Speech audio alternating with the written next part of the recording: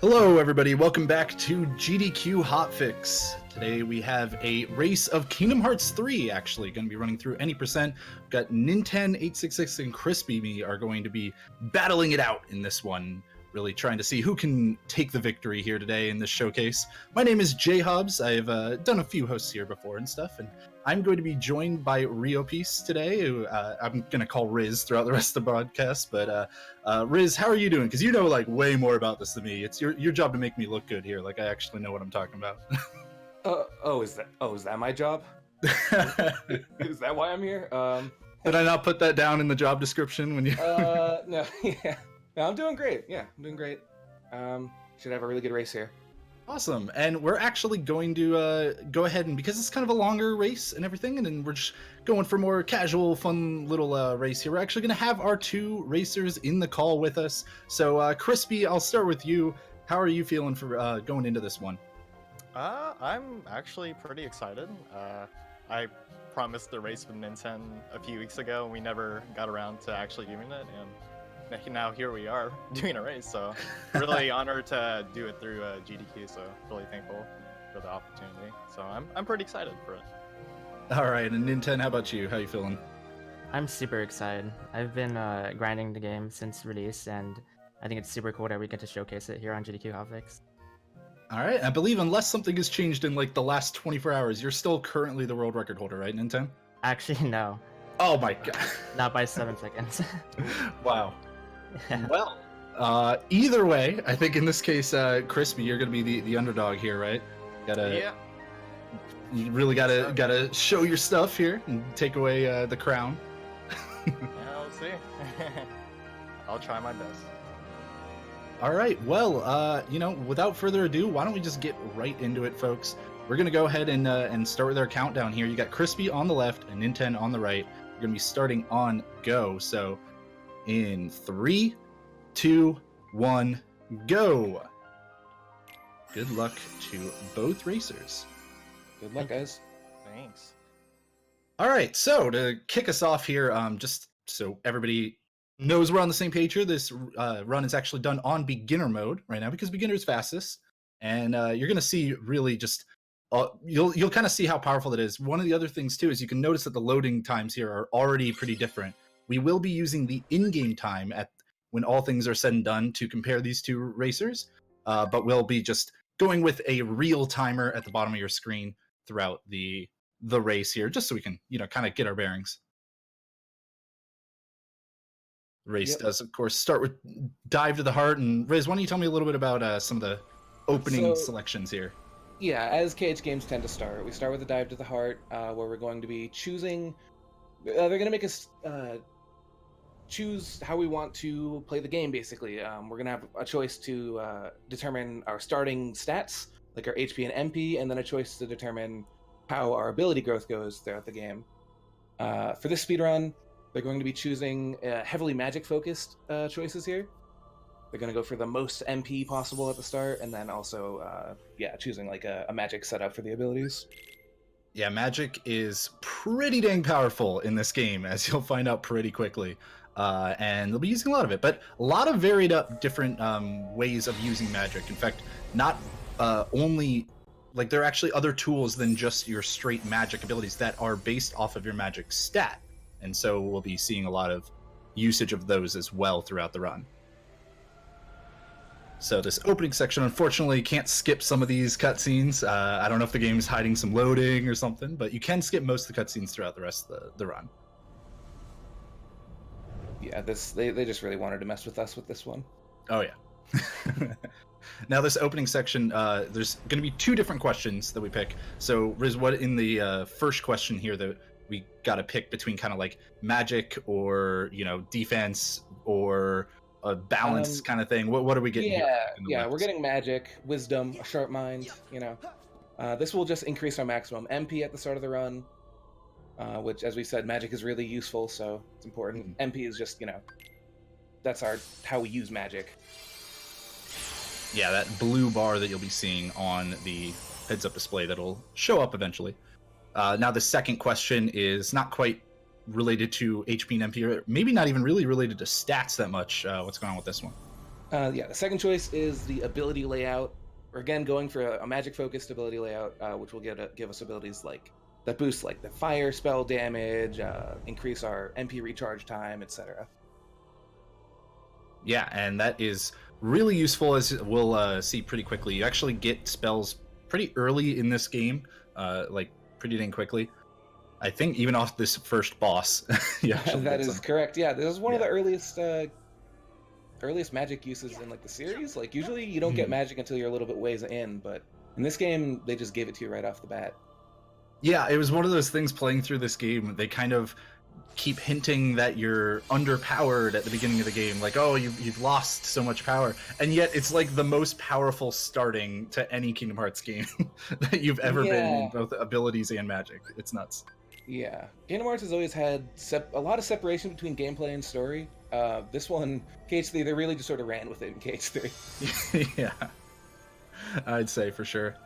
Well, as they're kind of now done with the selections here, they're going to get thrust into some fighting. First up is going to be a few shadows. Shadows are going to die in 2 hits here on beginner at the beginning, and really they kind of move around pretty randomly. You really want to make sure that you're trying to corral them and using as few combos as possible, but they kind of can just do whatever they want. Yeah, I mean, they're shadows. Shadows are a Kingdom Hearts staple, and they're basically always annoying when they show up, so...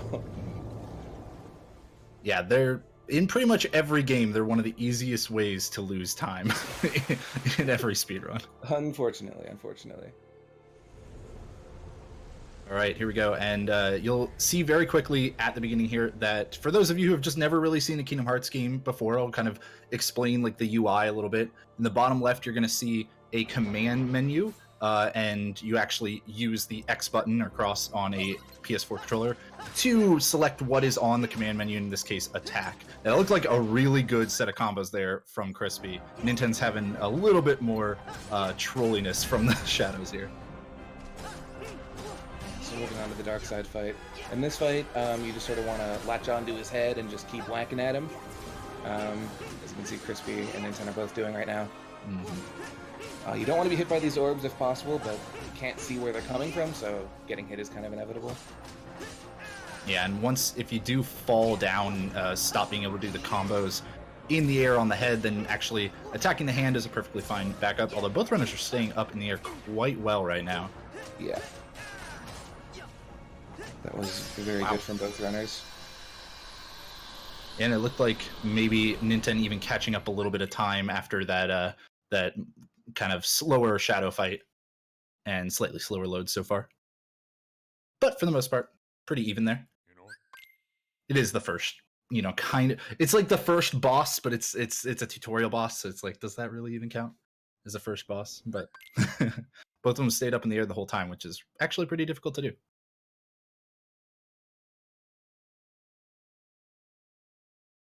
Right. Moving on, we go. We got the Gummi gram here on the loading screen, of course. I had to bring it up at some point, man. Yeah, well, you're going to see this a lot. It's, why? Yeah. It's cute, but it's a very weird addition. Yeah, I just find it funny, like the kinds of pictures that you end up seeing on there. But we got a menu right away, and one of the things actually is that the if you pre-ordered the game, it came with some an extra keyblade. Actually, it came with a bonus. Immediately unequip that because that is banned for the speedrun. But what else are they doing in that menu? They were like sort of setting up their ethers and customize a little bit. So they got the fire and the water spell from the darkside fight. So the one that put that on was their shortcut menu, which you access by pressing L1 in combat. And so in this fight, they want to be able to quickly access their magic and use them like they're doing. Yeah, and you're seeing a lot of water usage. In fact, Ninten even cleared that fight before Crispy here. It looked like a lot of his Heartless kind of spread around. There we go. Now cleared out for him. The water spell is really nice early on because it actually can hit twice with one usage. So with one MP cost, you can actually hit enemies with the effect that of the sphere of water that goes around you, as well as the homing lock-on. And it looks like actually part of the reason why Ninten seemed to get through there faster was that he actually saved the menu for afterwards. Yes. Early menus are, people kind of do their own thing with them. There's not like a set best way to do them. Now we're seeing so- some cool movement. Yeah, go ahead. Yeah, I was just gonna bring up. They put on a really important ability that they just got from that fight called Magic Combo Thrift, which decreases MP usage the more you use a spell in a combo, I believe. So it lets you just get out more magic attacks when you have that ability on. Now, of course, some tutorial boxes and such at the beginning of the game, but you'll see that along flat ground, a lot of the time, the runners will be using dodge roll. Air slide is another ability that we get that lets you dash in the air, and that is pretty fast, but it has a slightly long recovery animation. So you don't always want to use it on flat ground because you'll have a harder time chaining it, but it is still useful all over the run. Now these fire enemies here, water is of course extra good against fire, so going to be continuing to use it, as well as just making sure that you try to dispatch them quickly, because they actually have a move that can cause them to go semi-invulnerable. You're seeing It from just Crispy. happened to Crispy there, yes. Yeah. When they start glowing like that, they'll start flying around, and you can't quite hit them without magic. So, oh wow, really lucky that Donald finished him off for him. All right, pretty good. Going to be moving on now. We are, of course, in Olympus in the first world here. Just kind of got thrust into it. And Olympus just being attacked here for the most part. Now we got another fight here with these fire enemies. Riz, how's this one going? It's a little bit more difficult. I mean, this fight's basically the same as the first, Okay. really. You're just walking up and trying to get the double hit with the waters. Now, remember, Riz, I said that you're supposed to make me sound like I know what I'm talking about. Here, you're supposed to immediately contradict me. No, I'm kidding. We got the, the waters here. MP management, though, really kind of starts to shine pretty quickly in this run. Keeping track of exactly how much MP you have left on that bar, as well as picking up the blue drops from the enemies when you can, without slowing down or anything. Now we have a sled that ninten just finished very quickly. Yeah, ninten took the lead there a little bit, using the Trinity sled. Now, it is theorized by some, me, that this next sled that he's taking isn't faster, but I don't actually know. It just doesn't feel that fast sometimes, but you know, it's still fine. You can see a lot of that air slide usage, and so that's one of the things you can do is just use air slide instead of Trinity sled to get over the fire sections. Yeah.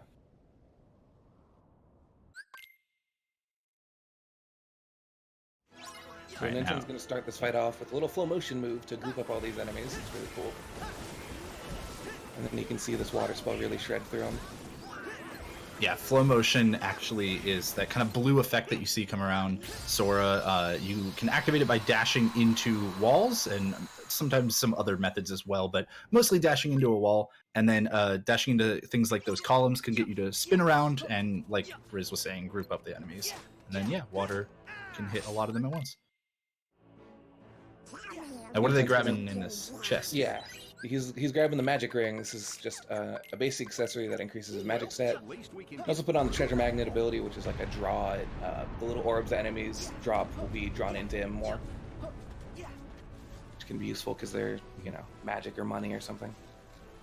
Now you can see that, like, you can actually slide down hills in this game, and it's actually fairly fast. Like, it's probably not faster than just like air sliding, but because you also have to descend, it kind of works out in the advantage. And then you can run up certain walls and run alongside them as long as they're kind of, they have that white glow to them. Yeah. But otherwise, while on the ground, just a lot of dodge rolling. Some more Trinity sled here.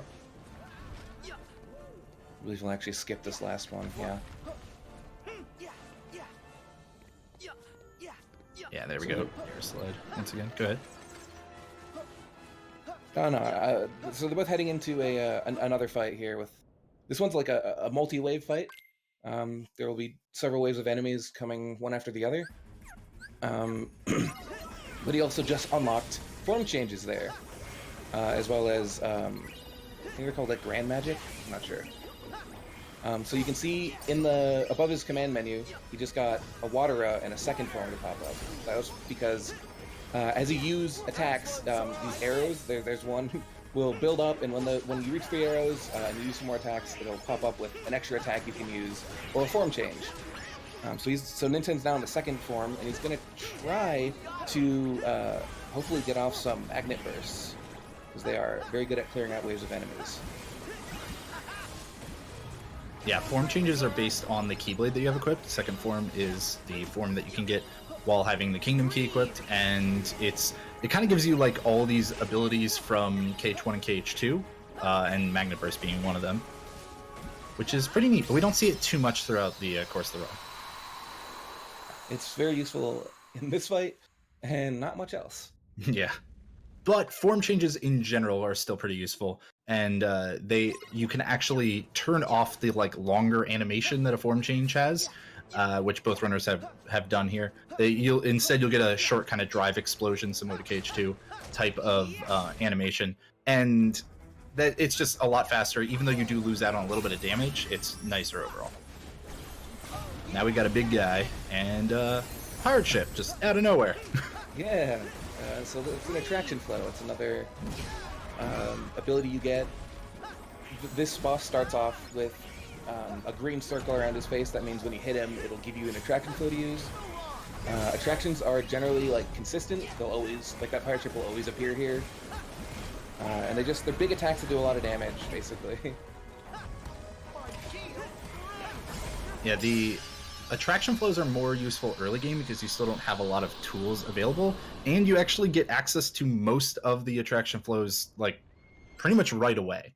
Yeah. It's by like the second world that you've seen all of them. Not all of them are quite as useful, but some definitely are. Looks like Crispy finishes off the boss as well. Ninten just maintaining that lead just a little bit.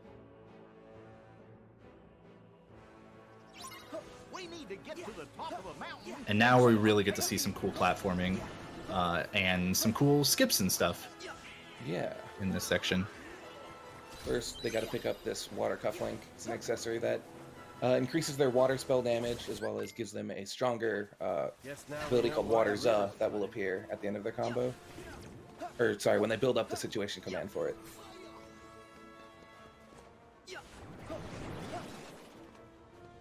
And you'll see coming up pretty quickly here, there's going to be a neat skip where you actually can continue to air slide without losing height, as long as you air slide and then swing at the right time, air slide, swing, etc., over and over, and actually skip a forced fight in this area. Yeah, so normally you can't reach the top of this mountain without doing at least one fight, but by jumping over a fight trigger here, which the game tries to show you as you run past it, you can just skip it and just keep going on, and everything works out fine. So, Ninten did that really well. Mm-hmm. One of the, like, all of these kinds of cool methods of movement and platforming and stuff lead to some extra interesting skips in a lot of the Disney worlds, including, well, I guess I'll leave it. I was gonna specifically call out some, but you'll see some more skips kind of like that. That is one of the, like, I'd say kind of one of the biggest ones based on movement, though, right? Oh, like, yes, I think that is the biggest one, yeah. Yeah, I mean, getting to skip out an entire forced fight, that's pretty neat. Yeah. Never seen Crispy put on that magic ring. The water cufflink. Oh, sorry, whoops. That's me. I'm reading the wrong thing, man. It's okay. Yeah, so now we're into the Rock Titan encounter. First we gotta actually get to him, so it's sort of just a running section here. So in this game, Sora does have like a slightly faster running animation if you hold hold forward and run, but over uneven ground it loses out on speed compared to like dodge rolling and air sliding, so that's why you'll see the runners mostly do that. Mm.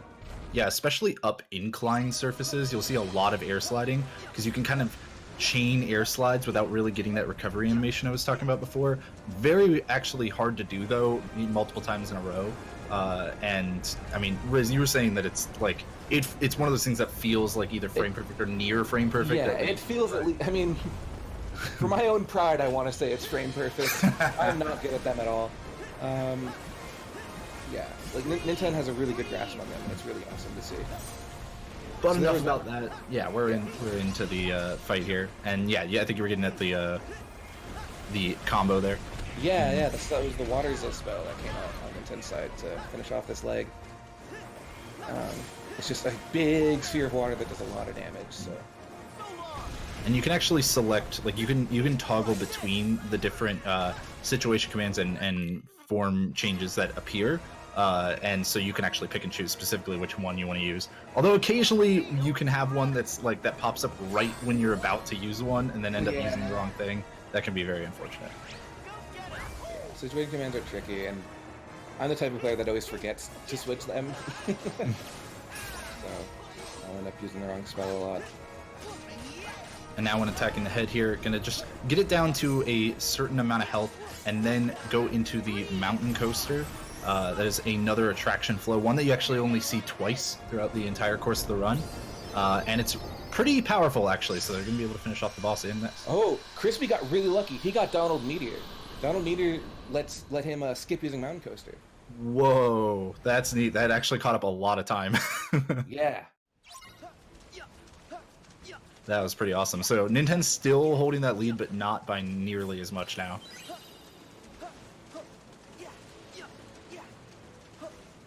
So both runners there picked up the fluorite.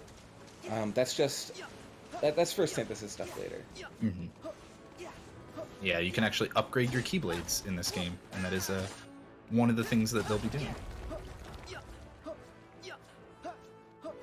But for now, breaking on up into actual like Olympus at Mount Olympus, or the top of it.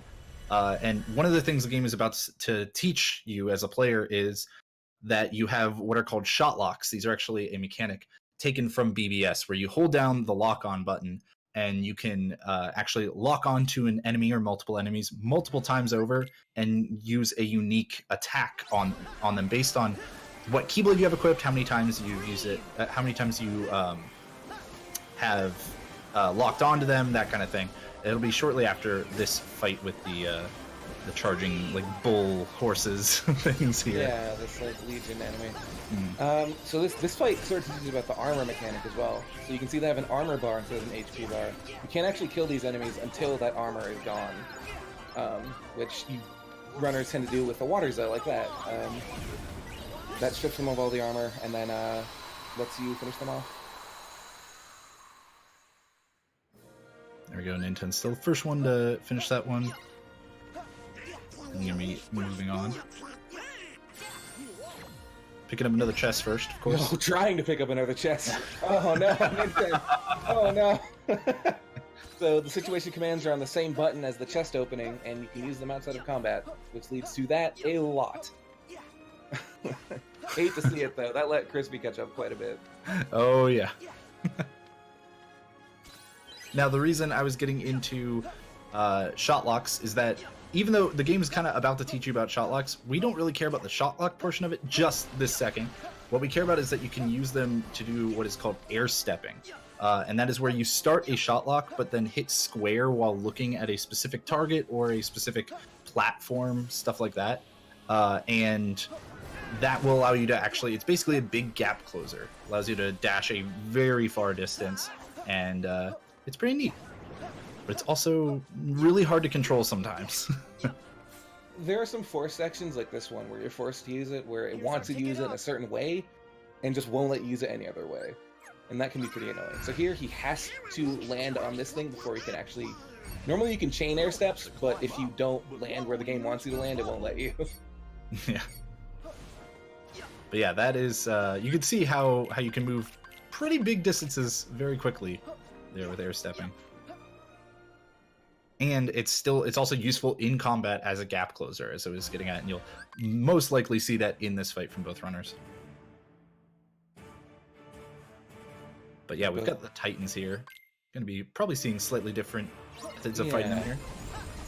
Yeah, Crispy likes to start this off with a shot lock onto the Ice Titan, Ninten's opting for some fires. Both just to get some early damage, because you're getting pushed back at the opening of the fight. Now both focusing on, is it like the Magma Titan or the Fire Titan? Like what's... You're asking the wrong person. The Lava Titan, maybe? Lava Titan, yeah. That seems right. Sure. Yeah, so we're using waters on them. The waters that can actually hit both Titans because of it's such a big sphere. So you want to use those when both Titans have their heads down, ideally. Yeah, and once again, like, the actual grand magic, or even just all of the situation commands or whatever the official names of them are, they're kind of based on what you use, like on what magic you're using, what Keyblade you're using and stuff, but also sometimes it's pretty random. They just won't give what you're expecting, so that's kind of unfortunate. But yeah, you can get certain... you can influence what you're going to get, but you can't fully determine what you're going to get. Right. Situation command. So you got to kind of react to that. But attraction flows like these are often pretty set. This is one that you actually won't see very often. But it's like a little rhythm game. Just gotta make the inner circle with the outer circle. You actually kind of want to get goods on that one in this fight, because the excellence kind of knocked back the Titans really far. It's weird. Not a good time.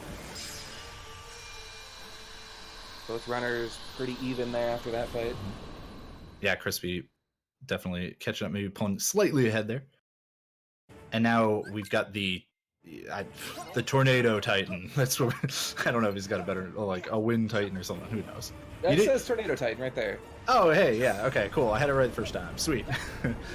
Tornado Titan kind of is his own solo fight, and the big thing here, right, is that there's actually a second phase to this fight that you sometimes don't have to do.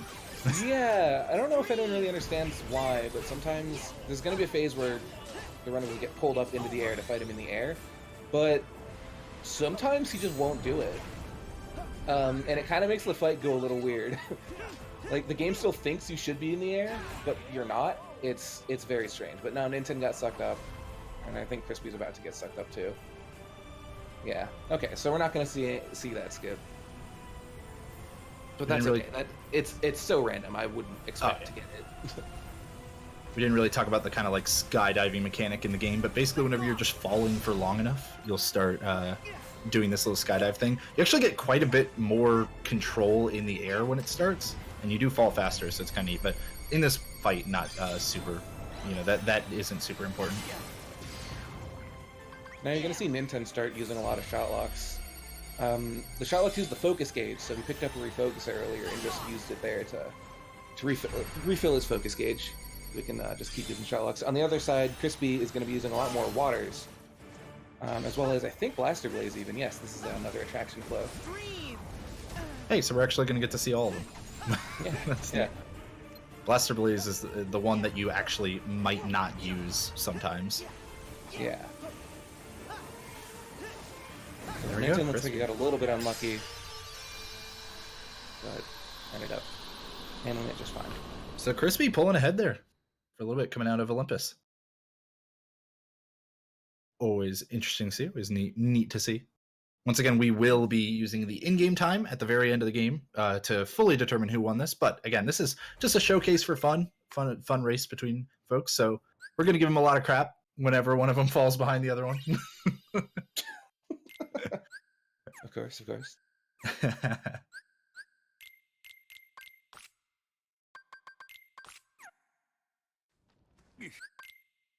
Oh, so they're both runners just put on the new Keyblade they got from the world, because it has a useful form change. We'll see a little bit later. Yeah, we'll wait until that's a little bit more relevant. Now, moving on through, cutscenes and whatnot. And then... Hang on, cutscenes? What is this?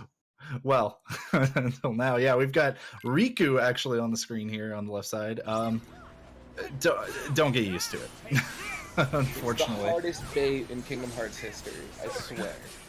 Yeah, you'll be seeing Riku gameplay, I think, one more time after this? One more time against the same boss. Mm-hmm. But he does play basically the same as Sora, except that his magic and the customized menu for him is actually set. It's a preset, which means don't press triangle because you're going to cure. Yeah. But he does have Thunder. Or was it even Thundaga actually? Yeah, it was Thundaga. Yeah. It was Thundaga, Yeah, so- Thundaga, and then 2 items. Really good. Yeah, he's good. He's strong. It's an easy fight.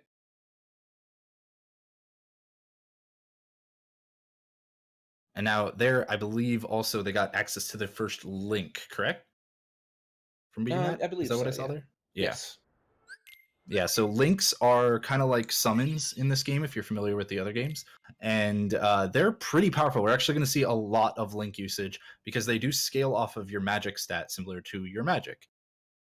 A lot of the links you'll kind of often see just some, using the link and then using a finisher. Sometimes you'll see us actually use the more of the link, but Riz is going to give some people some crap right now because Crispy, you've wounded me, Crispy. because we're into a Gummi mission here. All right, Riz, what's going on? Why are you disappointed in Crispy here? Crispy isn't doing the good Gummi strats. Ninten is though. I'm proud of him. I'm proud of my buddy Ninten here. So they're taking different Gummi routes. I think Crispy will gain a little bit of time in this Gummi route compared to Ninten, but later on, Ninten's going to be activating this warp point for a later Gummi mission, which is going to save back a lot more time.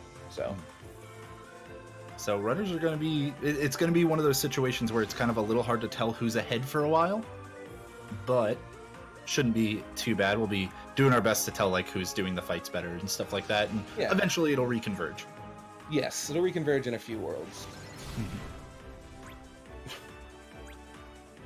So one of the kind of basic things about the Gummi movement in this game, it's actually, the Gummi missions in this game are actually pretty good for speedrunning for the most part. Oh, yes. Yeah, They're the way really they implement enjoyable. it. Yeah, you actually start with a boost mechanic, and you can use up to 3 boosts in a row, and you can actually even refill that by entering an optional fight and quitting out of it very quickly.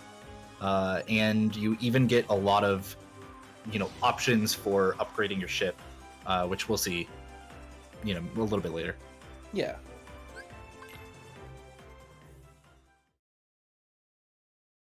Here's the funny thing. I actually didn't know if these Instagram things were random or not. Oh, no, yeah, they are. Gummigrams. So now it's good to confirm. I think there's only like a few possible ones per loading screen, but Right. yeah, it's random. All right, so fight with the Dusks here first, but then very quickly you're going to be fighting more or less that same boss you're just fighting as Riku, but this time as Sora, and this is actually where that Keyblade they got from Olympus is going to come in handy. You can see so actually.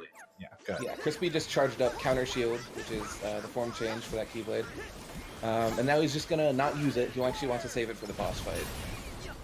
Yeah, you can actually switch between 3 different Keyblades that you equip all at the same time in this game, and when you have a form change, on a Keyblade, you can actually store that form change by switching to another Keyblade. Just super neat. Super neat. Super neat. So the rest of this fight, after they get the form change, is just, water spam and the attraction flow. Just finish off these enemies. Yeah, Pirate Ship is one of those attraction flows that you actually don't want to just use the finisher right away because it does quite a bit of AoE damage. Very neat. Alright, Crispy's now cleaned up his group of nobodies there. And so is Ninten. So the Gummi difference not mattering too much. I believe Ninten is just going to go for some combos, because he's going to charge up his second form transformation. While Crispy did some shot locks. Yeah. So the way Counter Shield works is when you block an attack with it, it charges up a counter attack, up to 2. So he's done 2 blocks, and now he uses his counter attack, and he cancels it with second form. And now that keeps it stored. He can do another one now. And it's really cool tech that's used in only this fight. Yeah. No other uses have been found yet. Obviously, this game is still really new, so there's a lot of things that are bound to change still in the coming months and stuff. But yeah, that is a super cool thing that the counter shield, the powered up form of it does all of those rapid punches over and over, and actually hits a boss like that with a large hitbox many times. So getting to cancel the kind of reversion from it and use it again is really good. Now both So, runners moving through the sewers here. Oh no, Crispy. Trying to go for the swipe. Trying for on the our shortcut.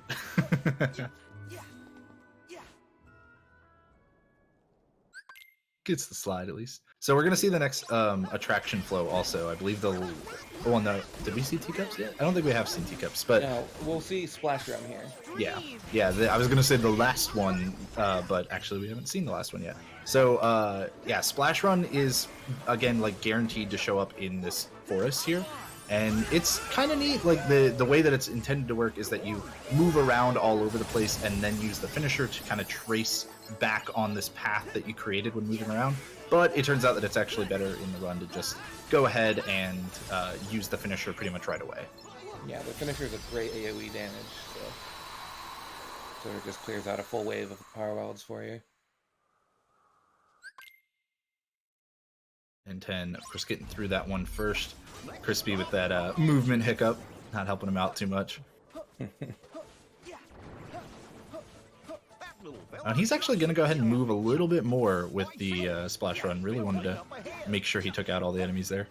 Yeah, I think he was hoping to spawn the last wave and then end it with the splash run. Not quite able to do that. So going to be using some waters to try to clean things up. Oh man, I unfortunately got stunned by the power wilds. Yeah, there are actually status effects in this game. You can get stunned and burned, stuff like that. And yeah, getting stunned, that's really unlucky. Super unfortunate. There we go. Crispy just wanted to give us something to watch while ninten was skipping some cutscenes, man. Yeah. Now ninten will do the same. Yeah. Oh, some neat flow motion movement there with actually air stepping to the different branches from Crispy. Awesome to see. Now ninten's into another forced fight here. Yeah, these enemies are super grouped up, so you get waters are really fast. You're gonna... Oh, only one waters this time, alright. Sometimes you go for two, depending on how the enemies look. And then that was the teacups attraction flow right into the finisher right away. Again, a lot of the attraction flows are more useful for like their AoE damage than anything else. There's another waters to hopefully finish it out. Of course, the one straggler Dusk just there's always sitting off on his own.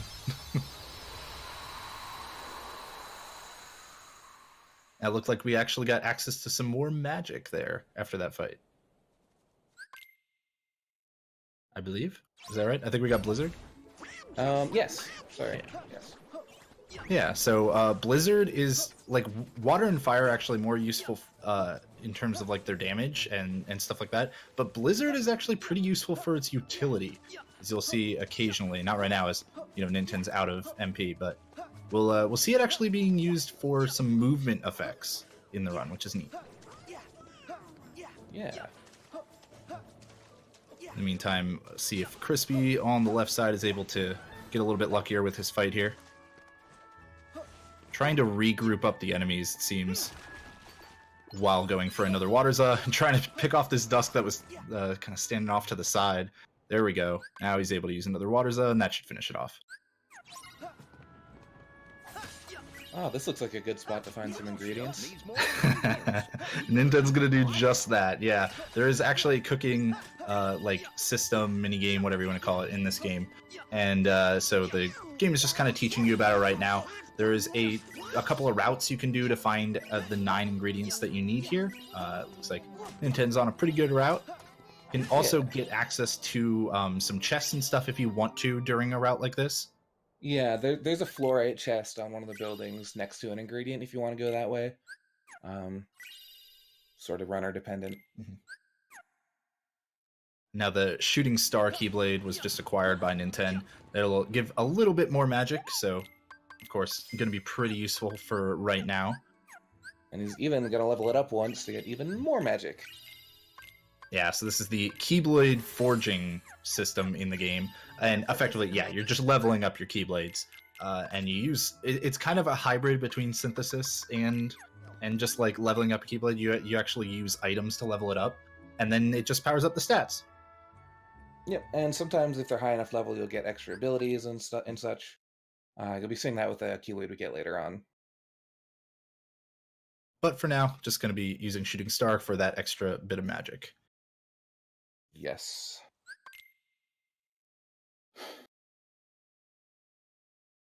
I forgot you also get access to the like retro like Game Watch style game mini games. Classic Kingdom. Classic Kingdom, that's the one. Yeah, we're not gonna see that again. But yeah, Ninten's doing something a little weird here with his Gummi ship. What's going on? Yeah, he's building a better ship. Clearly, this is a much better design. You put on basically, 2 engines to go fast. Your engines do matter in this game, unlike Cage 2 or even Cage 1, really. Double the engines means more speed. And then he also put on 7 guns, I believe, because there are actually Gummi boss fights that he's going to have to do, and there's one in this mission we'll see at the end. Yeah, so your damage actually matters. Yeah, your Gummi damage matters quite a bit. Quite a bit. It is interesting how, like, I don't know, I would say this is probably the best, like, Gummi system they've made. Oh, by far. Yeah. By far. It's actually, I would call it fun. Yeah, I would go that far. It's pretty decent. Especially, like, for speedrunning, it's pretty good because you can see Ninten's picking up a lot of money, actually, just, like, laying out in space. Yeah. That is pretty useful for buying items throughout the run, stuff like ethers or, like, a refocuser if you need to. Stuff like that you can purchase in the shops.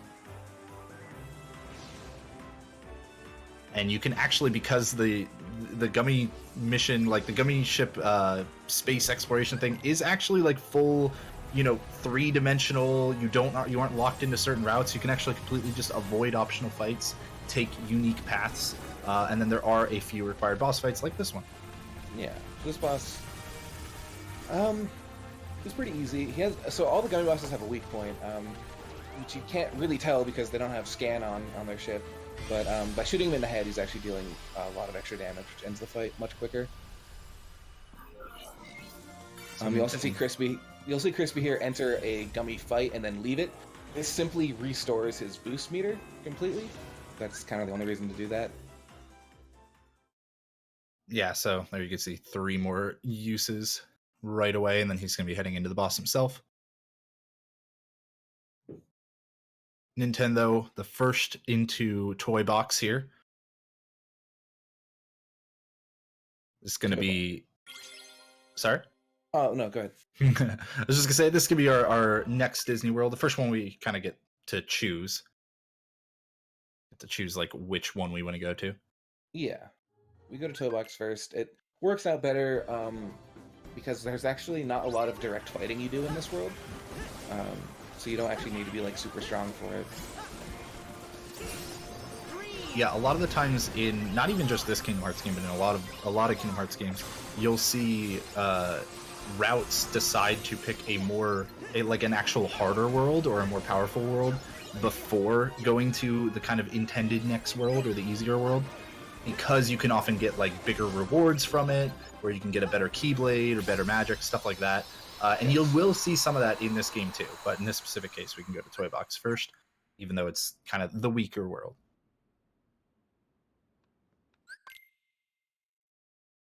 The other world, of course, being available right now is Corona, or Corona.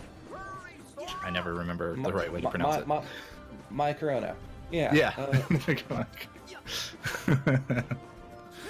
But you can see, yeah, Ninten, here we go! We actually get to see the usefulness of Blizzard outside of combat. Like, it's super neat. Just throwing out a Blizzard in a straight line will cause a rail that you can then hop onto and use flow motion to ride. And it's one of the fastest forms of movement in the game, but it can only go in a straight line, obviously, and will stop if it, like, hits a wall or anything like that. I mean, yeah, it'll stop if it hits a pebble on the ground, unfortunately. Right. It's a little more lenient. It's weird because there are some spots where it'll like kind of just skip a little bit, but then continue again. But for the most part, yeah, whatever. We're into some big robot fighting here. What's happening now? We're in the mech fights. The mech fights are really cool. This mech that he has, you can see if you press his triangle, it shoots out these 6 bombs that explode in front of him, and these just shred enemy mechs if they all hit. So that's going to be the majority of the strategy here. Yeah, the actual like, you know, the usefulness of this ability is kind of, it seems more intended to be as a like clearer of like ground enemies, because they kind of lob out not very far and then spread out a bit and deal damage in kind of a big area. But when you can run right up to a mech and use them all right in its face, and Ninten's doing a great job of aiming them to make sure that they are all hitting the mechs, turns out that it'll take care of their health bar real fast. You can see Crispy actually tried to do a little bit more Blizzard Rail movement on his way out to the street, and like we were saying, unfortunately, it kind of, if there's even like a slope, it likes to just ditch the rail. Now Ninten in one of the mechs that you can actually kind of fly with them, as you can see. Yeah, the blue mech he's using has crazy good movement. You go really fast with it. If I'm not mistaken, he just equipped a fire boost ability. Right? Yes, the fire cufflink, which has fire boost. It's the fire counterpart to the water cufflink they were using earlier. So it gives them access to Fireza and fire boost. Yeah, it's crazy how like powerful the cufflinks are for how early in the game that they're available. Because yeah, Fireza and Waters are both really good. So this is a different mech that he's in now. It's a red mech that has the tackle ability, which just is a really good single target move, as you can see. Just sort of shreds those dinosaurs. Yeah, it's funny because the mechs actually have like a punch and a dash, but then the tackle is kind of just a punch dash. Yeah. But it's a lot more powerful, so pretty good. Yeah, so each color of the mech has their own ability. Mainly the blue one gets used though because it has the highest mobility of all the mechs.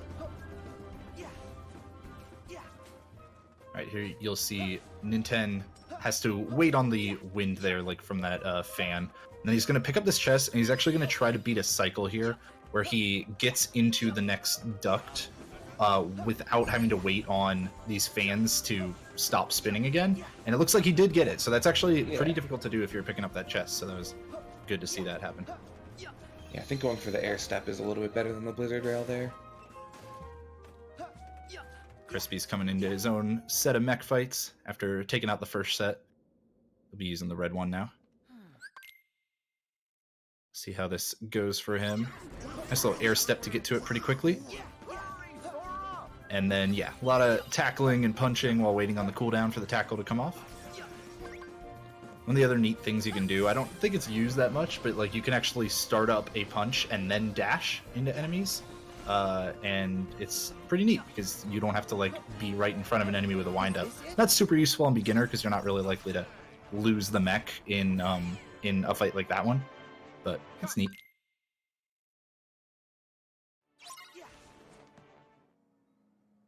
Now, Ninten progressing the story. Crispy's going to be doing his own movement throughout the air ducts here. Both runners are doing a pretty good job of chaining those air slides like up hills. One of those things we were talking about earlier. It's super impressive. Yeah, really difficult. A lot more difficult than it looks. We'll see if Crispy can make this cycle as Ninten's starting up a boss fight here. Yeah, this is the doll fight.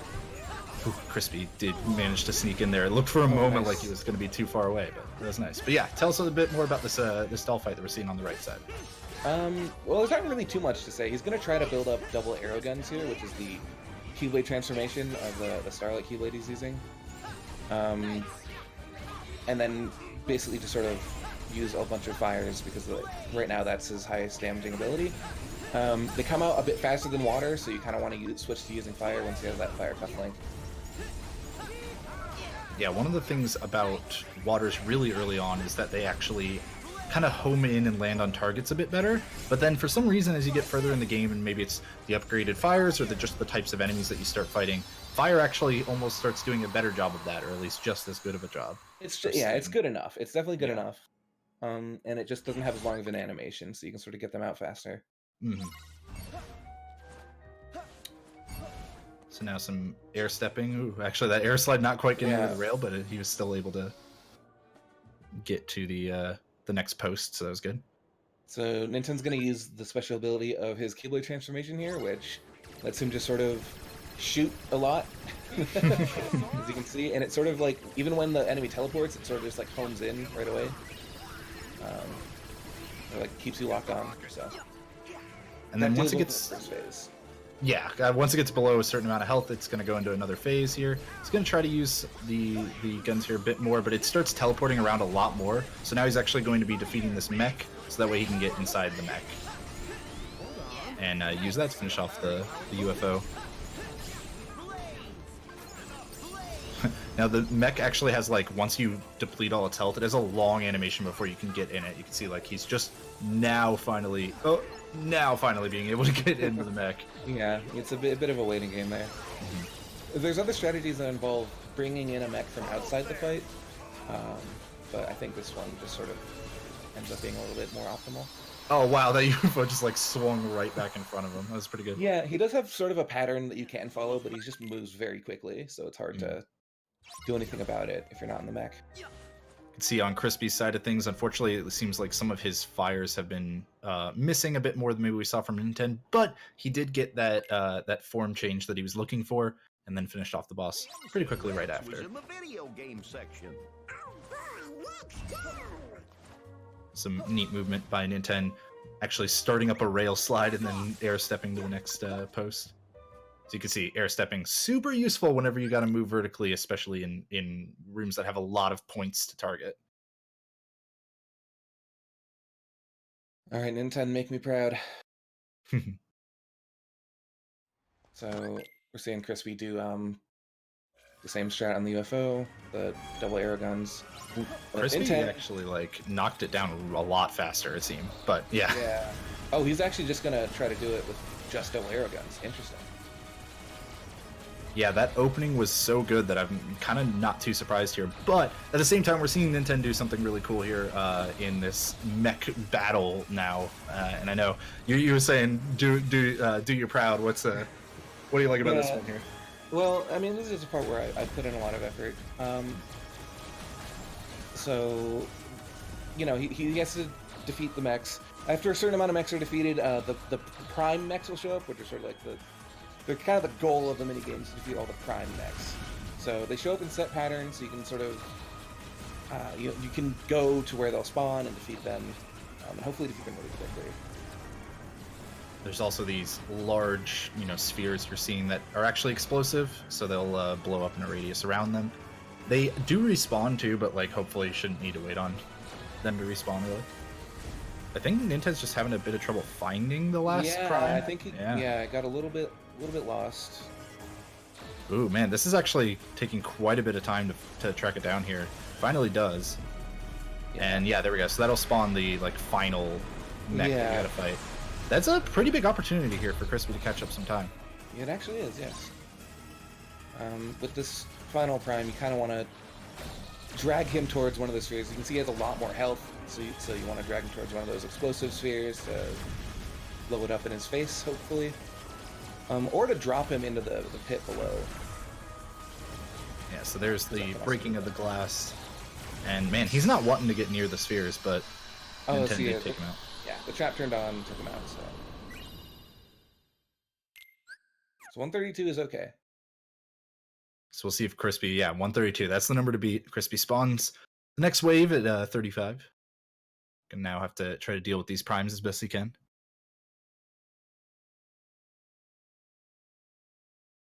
There we go.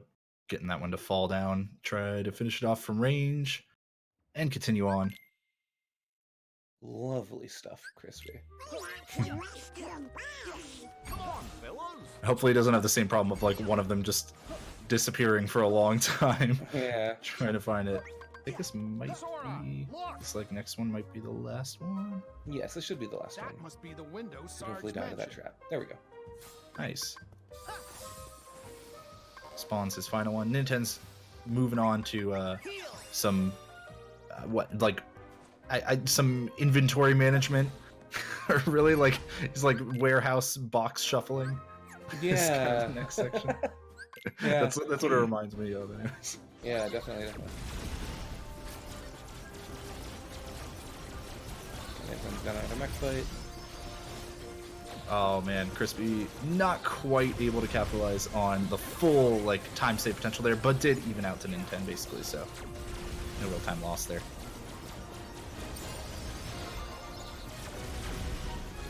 Anyway, clear out these mechs. So the actual like point of the area they're in now is to move these blocks to form an exit basically to this room.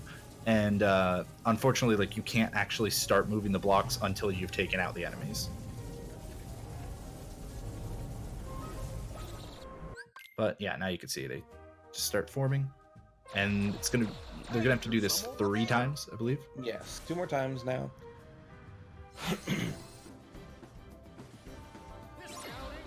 So ninten here actually spawns the next like group of enemies and then hops out of the mech because of a strat that you found, right, Riz? Yeah, so Meow Wow is our... Is this the first Blink usage? I guess it is now. I believe it is, yeah. So Meow Wow just sort of hits every enemy on the screen for a lot of damage, so just quickly using a Meow Wow there to clear out all the little enemies and then finishing off the bigger ones that don't quite die to it.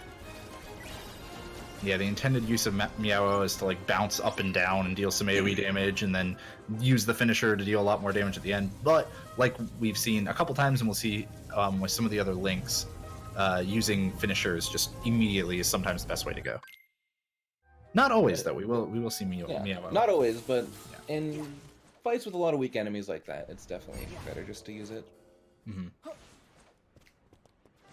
And I guess for anyone who like hasn't played it, Meow Wow is a Dream Eater from Dream Drop Distance.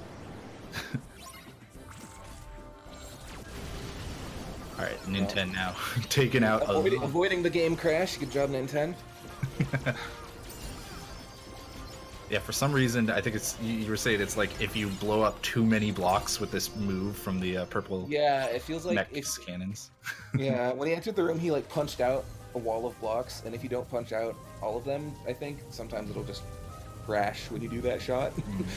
I think it's just too many objects getting blown up at once or something. Now Crispy got a little hung up trying to get down back to the red level here, but gonna be using Meow Wow as well, and like I was saying, just straight into the finisher there. You hit a lot of enemies that you can't even really see at the time. Yeah, otherwise you gotta chase down like all these small little like turret type of enemies and stuff. And yeah, that takes care of them a lot faster. So ninten's about to leave Toy Box now. So the speedrun doesn't do the boss quite yet because it takes a really long time at our current level. We're actually just going to leave and go take care of the other world Corona. Yeah, like I was kind of alluding to before, a lot of the time when you can, in Kingdom Hearts games, you want to actually do the more powerful world before doing the weaker world, because you'll actually get like better, you'll have better equipment, you'll have better magic, you'll have better something. And that's kind of the case here. We really want to do Corona because it's got a fantastic Keyblade that's actually going to become basically the main Keyblade for pretty much the rest of the game.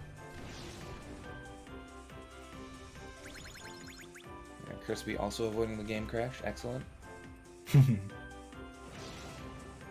Man, that would have been rough. Oh yeah. It just ended the race right away. Very, very glad both runners managed to do that. And there you saw, so now ninten got the benefit of the warp point he got earlier in the first Gummi mission. By leaving from that warp point, the Gummi mission to Corona is much quicker. Yeah, and we're gonna say like we're gonna call it by as many different pronunciations as you can. Just by the way, just to let everybody know, just for maximum confusion, we're gonna say Corona, Corona, like I don't like it's Cortana without the T or something. Yeah. Yeah, so Crispy is actually embarking from a waypoint, but not the same place that ninten was able to. And now more Meow Wow on ninten's side, which is yes, the most annoying name to say. Yeah. Honestly. How now, Meow Wow? And you can see, like, even it's so powerful in fights like this with large groups of small enemies that you're seeing ninten actually use 2 ethers to get his MP back, to then use Meow Wow once again, just for the finisher. Mm-hmm. It's totally worth it. Plus, when you end a link, you get like a super draw effect, and all of the like all of the orbs that enemies have dropped just get collected by you immediately. So you can even skip using one ether there in that fight because of it. Oh wow. That actually is why doing the triple Marrow there is even possible. Because we only have 3 ethers on right now. Yeah, so that part I actually didn't quite catch. Ninten moving to Rapunzel's tower first. As Crispy's now docking at Corona Station. The flowers are growing on top of the water. So yeah, once again, a lot of cool movement here. It's one of those things where like the more irregular the ground is, kind of the more cool opportunities for fancy movement. But now the arrow spell really gets to shine in this fight here. Well, when you're not getting hit and also... So arrow is also a movement spell. It adds as an extra jump, but it also puts you into flow motion, and in flow motion you can't use magic. So it's kind of a double-edged sword here. You don't really want to be in flow motion in this fight. One of the neat things about arrow though is that there are actually some of these larger dandelion type enemies that have an armor effect. You can see one on the right side of the screen there. That armor, normally you've got to fight all the way through the armor before you can actually hit the enemy, but arrow will just dispel that armor immediately, which makes it really good, on top of already just being a pretty good AoE effect in a fight like this. But oh man, this fight has definitely not gone Ninten's way. Yeah, unfortunate arrow placements. I like the dandelion stack. They stack up, and I mean, there's more EXP. It's fine. That one's my favorite, man. They played Super Mario Odyssey. They're like, all right, okay, we got to get these guys to stack. All right, so maybe some opportunity here for Crispy to catch up some time as he moves into the fight. Something both runners have now done, I believe, is they've eaten some dessert. Dandelions. Oh yeah, we talked about that cooking. Yeah, Yeah, so they bought a chocolate mousse earlier on, and they ate it now. And what the desserts do, well, what food does is it increases your stats when you eat it for a set period of time. The desserts specifically increase your magic stat and MP. So they're, you know, this run's all about magic. So that's what we eat. We skip our dinner. We just eat our desserts. So it actually, interesting thing happening on Crispy's screen. It looked like he wanted to, like he forgot to customize arrow at some point, if I'm not mistaken, because he accidentally used a different spell at the beginning, and then now is having to use arrow from the magic menu every time. It's not something that like should theoretically lose too much time or anything, but it in practice it tends to, because you're not used to having to menu down to it every time. And you can't necessarily like walk away quite as quickly if you're kind of focused on the menu, so might end up more often in those flow motion movements. But that still, I believe, was a much faster fight than Ninten's was, because of the enemies cooperating a lot more. I believe so. So Ninten's fighting these nobodies, well, defeating them now. Those enemies are kind of interesting because they're very weak to fire, but if you just if you don't time your fires properly, they can easily dodge them. You actually sort of have to have a rhythm to your fire uses against them. You'll see now spawn, like, it's weird sometimes where this game will kind of zoom in on enemies as if like you need to fight them, but then you actually can just walk away from them. Is what just happened with Ninten.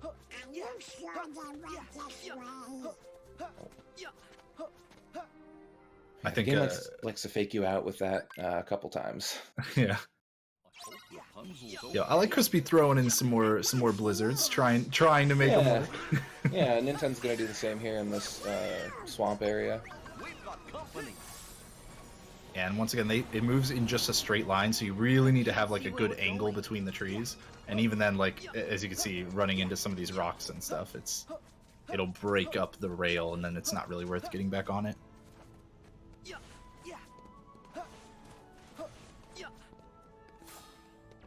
Now we get some really cool movement-based like skips here. Basically, in this section, you're supposed to kind of go to these different points and wait on Rapunzel to like help you swing across to another area. But it turns out that if you just like use some clever movement, you can skip having to do, I believe, 2 out of the 3 of them, right?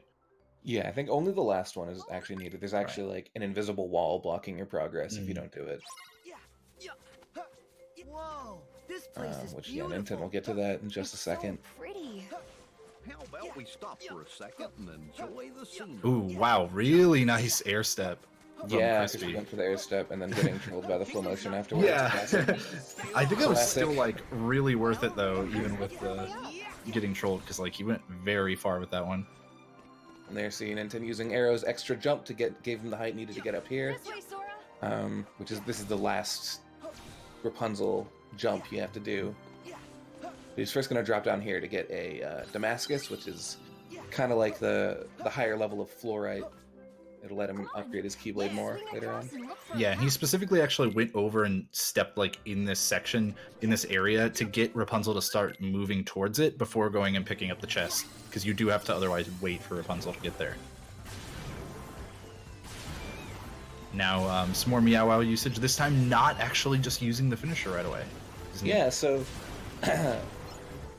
you know, this fight is sort of a precursor to a boss fight, and you don't get an item refill between them, so you can't actually just spam Meow Wow and Ethers here. You have to actually use Meow Wow. Imagine that. Yeah. So yeah, you just sort of bounce around with him. He also has another ability which like deflates him, and he goes around dealing damage, but it's not needed in that section. Alright, so Then here's the some- horse centipede. Starting off with a shout lock. So you have to actually really be careful in this first phase with your fires, because only the front part of him is damageable right now. So if your fires get caught by like the back 2 carriages, they just don't do any damage. Yeah, and then he starts to break apart one piece at a time. You saw him open with the shot lock there while the horse was kind of moving around. Shot locks are really nice for like, they actually slow down time a little bit, and if you can manage to get all of your lock-ons on, they will then like hit the target once it starts moving around rapidly, and you're invulnerable while you're actually using the shot lock like damage portion. So it's really useful for a lot of fights like that where the enemy might be super mobile and you need to kind of just deal with that early on. Ninten also making good use of aerial recovery.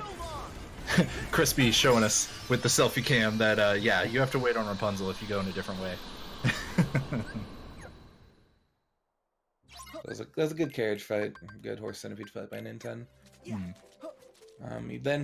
just put on the super jump ability, which will let him jump up walls like that. Grab this chest, which is the Mage's Earring, which just gives us more magic. Yeah, specifically you can, once you start up flow motion, you can then jump out of that to, yeah, jump up walls, and it's really nice, actually. Like, it's super useful in a lot of places. I must have startled them. Oh, Crispy starting out with the Ragnarok shot lock instead of the Starlight shot lock. It's interesting. Oh my gosh! And now off to the fires. Yeah. It's like the Ragnarok just did a little bit more damage for him. Gets a real good Faraza. That actually looked like probably a faster, like, first part of that cart there. Meanwhile, Ninten just sliding down. Oh, Crispy's a big boy. Alright, let's see it. Going for some Ralph strats. These are super random. Let's see if he gets it. Whoa! Nice! Insta-kill. That was insane. So yeah, Wreck-It Ralph is another link in this game, and he can be really good sometimes. Yeah, you'll see that at the end of this world as well, but Crispy's giving us a little preview. Going for it again. Oh man, here we go. Now he's got to really... Now he's really got to wait. Yeah. So Ralph does the most damage when the enemy is on top of you, basically, at least with the way he's doing it now. Oh, here we go. Here we go. Oh no, and there is the no. problem with using it in this fight, is it can Yeah. straight up whiff on you. It's very inconsistent in this fight, but props for going for it. They got one real good usage out of it, so that was cool. Yeah. Unfortunately, now he's out of ethers, so he has to wait for his MP to recharge. Almost back there, that bar in the bottom. right of the screen there. You can see it went all the way back to blue, and there we go. Finishes it off with the form change. And meanwhile, ninten, he's been having he's just been It's time having a for little a bit of a break. dance break. Yeah. Yeah, a little bit of dance break. It's fine. It's really fun. It's so fun, you might say. Yeah, it is so fun. Yeah, this is unfortunately a required minigame. It's possible to lose quite a bit of time here if you don't know what you're doing, though. Because actually, there is actually optimal dancing. Generally involving doing performances around the side, which are usually available if you dance in front of them for long enough. So, and then just, hitting all the circles at the right time, playing a little bit of Osu.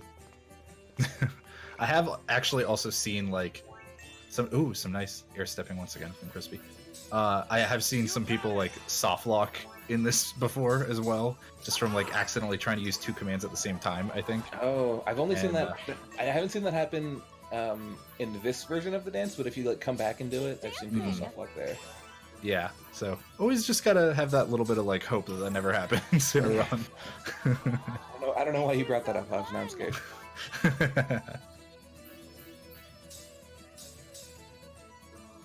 Crispy's gonna be moving into town himself. Ninten's almost done with the dancing here. Just wrapping it up. Dancing. This is so fun. You can't actually mash during this section. I don't know why. There's no penalty for it. You can just mash out both buttons, and the game doesn't go. Crispy also made a stop at the shop there to pick up some more ethers. I believe Ninten did the same, but didn't quite catch it. Probably did. As well as he picked up another accessory there, right, Riz? Yeah, that was the rune ring, which he's going to put on. That's just more magic, and it also has an ability called Extra Cast, which lets you cast one more spell even if you don't have the MP for it. Yeah, which is like that's like pretty powerful when we're talking about how powerful magic already is for this run. Like just getting to use any extra amount of it is really great. Because that does apply to like every single MP bar basically, and use a lot of ethers too. Yeah, carousel attraction flow making a Very nice. Actually cleared out the last wave. Sometimes that last wave of dust won't get destroyed by the carousel, so that's very good. It's good for Raza there too to like group it up on top of some of the nobodies. That was very good. And as always, one enemy just sitting off in the corner. There's always one dusk, man. There's always one dusk. He's just doing his own thing, man. Having a good time. I'm sad that like we don't get to see more of the antics of Flynn Rider and Rapunzel in the speedrun. Yeah. We do kind of just skip out on all the cool interactions. Yeah. A little rude to Rapunzel in some of the I mean, this world is based in the speedrun is basically just let's be a jerk to Rapunzel, the world. Also pronounced Corona. Yes. Alright, Ninten's gonna be moving on here. Crispy's almost done. I believe he's in his last. Well, actually. Yes, yeah, no, I think this is the last one. Last big circle dance. Enough already. Ninten Getting for some blizzards. Yeah, a bit trolled with it, but he actually did recover from like one launch. Because when you get to the end of the blizzard rail, it will kind of like launch you up, and he recovered pretty well by doing a it's like an air dash, but a flow motion version of an air dash. I think they're called super slides. Yes, that sounds right. And then attacking out of that to cancel out like some of the recovery animation to then do a regular air dash, which is really neat. Some cool tech. Regular air slide, that is, not air dash. Same thing. Well, except there's like another type of air dash. But whatever. We won't worry about it. Gets the point across. Yeah. See how Crispy does in this same fight. See if he's able to actually take out this whole wave with the carousel. Ooh, not quite. And, oh no! Yeah, the last wave of dust decided they weren't taking that. Yeah, they did not care at all. Quite unfortunate. Oh, and then Ninten just cleared a whole fight with Mao again. Mm. Naturally. But oh yeah, on Ninten's screen, he's going to be entering the boss, where he's going to give his try at using Ralph. I know, I'm going. We saw a little preview of it earlier, but we'll get to see really what it can do here, hopefully. Yeah, so Ralph's damage is kind of based around like how you stack the blocks and like what position they're in, where the enemy is, and also to a certain degree which types of blocks you get. With this setup that you're seeing Ninten use, it should be pretty reliable, hopefully. It's pretty reliable. Ooh, except he fell. Okay. That still looked pretty good, and there we go. Just take out the entire boss with one link. So that he set up his chain to deal some extra damage there by building 2 towers with it, and then just wrecked it. Yep. One of the most aptly named links in the whole game. Yeah, absolutely. Ralph just likes to wreck it, man. Pretty crazy. You can see Crispy's prepping a blizzard. Unfortunately, the dust got in the way, and auto-targeting just kind of lined up on him. He did the same thing there, though, with the super slide into an attack, into an air slide. Super neat in order to move over to the save menu, get the refill on the health and MP. But meanwhile, Ninten has finished up Corona. He's going to be going back to Toy Box. Since he already traveled there before, he can actually now just warp there and land at pretty much any save point that he found previously. Yep, so now it's time to go take care of the boss we left and actually rescue Buzz. Mhm. Man, at some point we got to have like races of this game where you just the only cutscene you watch in the whole game is the one where Woody is just like not having any of Xehanort's crap. It's probably the best cutscene in the series. Yeah, I think that's pretty. Most people can agree with that. I think. Yeah, it's a pretty good one. There we go. Meow Wow being used by Crispy. Once again, is you're actually seeing Ninten do some more Keyblade forging or that leveling up of the Keyblade because he now has a new Keyblade, right? Yes, that's Ever After. It's broken. It's Get it really this early, good. and it's really good. So you just level it up a bunch. It has a really high magic stat now, as well as a Rosa attached to it, so he can get some big arrow spells out with it. Yeah, and it even has a useful form change that we'll be seeing a bit later. But let's take a look at Crispy's screen, see if he's able to match here with the Wreck-It Ralph usage. Again, stacking up 2 towers, waiting for the boss to kind of come in close. Yeah, this boss will always sort of charge in head first like this. And just like Perfect. that, yeah. That almost even looked like the damage applied faster. Like, Yeah, he had different blocks than Ninten did, so I think they just did more damage. now Ninten's in a boss of his own here, using quite a few shot locks. So this boss likes to move around a lot. Like, it really kind of just dashes all over the place. And thunder usage, I stumbled over that sentence. Thunder usage is really good because it does lock on to the enemy, and also a lot of shot locks being used as well, because once again, it's all about locking onto the enemy. Yeah, so Ever After, not only is it a ludicrously strong Keyblade, it also has one of the best shot locks in the game. That it can't miss, so it'll always deal the damage that you build up with it. So making use of that there in that fight. Now, one of the things we haven't really talked about is that shot locks have, we mentioned it a little bit, but shot locks actually have 2 different types per Keyblade. Basically, if you max out the lock-on meter, which I believe right now is at 28. if I'm not Yes, mistaken. Ever After's max is 28.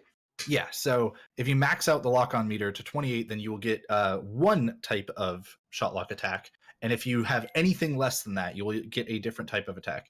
And sometimes you'll actually see them specifically not lock on to max. Normally they will lock on to max, but sometimes they will actually use the other type of attack because it's just slightly faster. And also with the Ever After Keyblade, it provides a heal as well, which isn't like super necessary or anything, but it can be nice for a little bit of safety here and there. That's quite right. Some more Keyblade forging. Yep. We've seen now Crispy gonna take the boss on himself. Ninten heading to get a faster Gummi ship. Yeah, and Endymion or whatever. and Demon and Yeah, and he's gonna go get Endy, go get our pal Endy. While also hitting this waypoint on the way. But first off, Crispy is gonna be doing his shot locks on this boss. See how they go. yeah, opens up with one. Take a gander at the bottom right corner where that focus gauge is. Once again, like it does actually use up focus to do these shot locks. You can't just like do them infinitely or anything. Now some thunders are going to be used, and I believe he'll be using a refocuser. Yes, indeed. Get some Okay, more focus gauge back. Yeah. Okay, so this boss pattern can be a little bit random, but eventually he'll go to the middle and stop moving so you can get this last shot lock off. And there we go. There we go. Now Ninten's still flying through space. Yeah, so he's gonna go take a picture of a constellation. In this game, there are constellations scattered across the Gummi map. You take a picture of them, you can get rewards. This one will be a new Gummi ship for him to use. You can see it peeking up over that rock there. There it is. There he is. There's Endy. By opening his Gummi mission menu, it actually gives it to him. And then now he's gonna continue on to Monstropolis. And now immediately you can just see the drastic difference in Such a ship. good ship. He's a big boy. It's so different. It's great. I love it. He's very, very fast. Oh yeah. Pretty dang good. Look at him go. Just be careful here to avoid this lava. Nicely done. That always gets me. Yeah, that's the thing is Endy is so fast that it can actually be kind of hard to control sometimes. Oh yeah, especially in the later Gummi missions. As we mentioned before, Ninten actually just entering the encounter there and then immediately leaving it because it refreshes your boost meter. And then so you can deplete all 3 boosts right into the encounter and then use 3 more coming right out of it.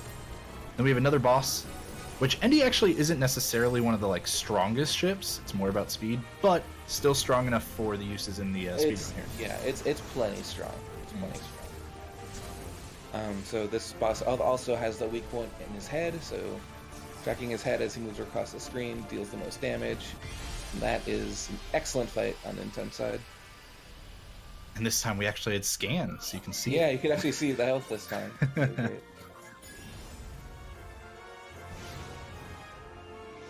Yeah, that's gonna let Ninten get to Monstropolis. That's the Monsters Inc. world, for anyone who is not familiar. I believe it's pronounced Monstropolis, actually. Right. My apologies. Gonna be seeing a lot of that link in this world. Yeah, it's powered up even more due to our magic stat being ridiculous at this point.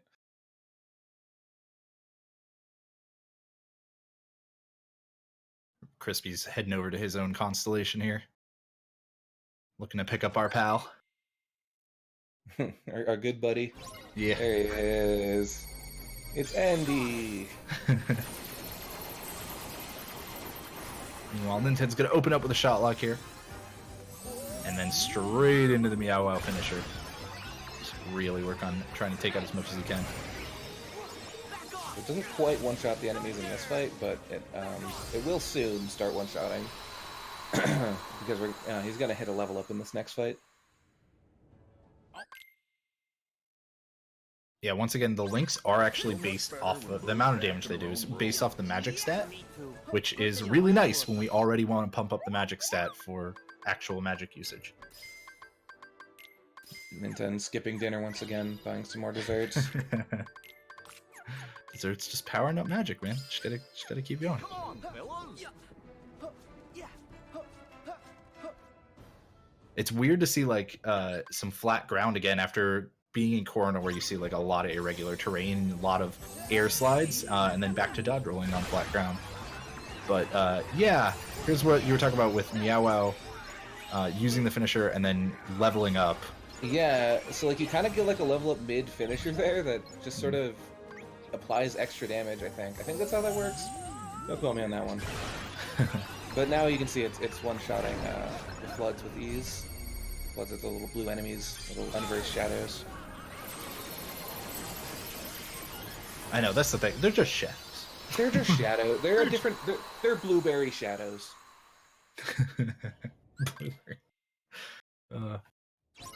Crispy's taking out the boss. Gonna be heading into Monstropolis himself.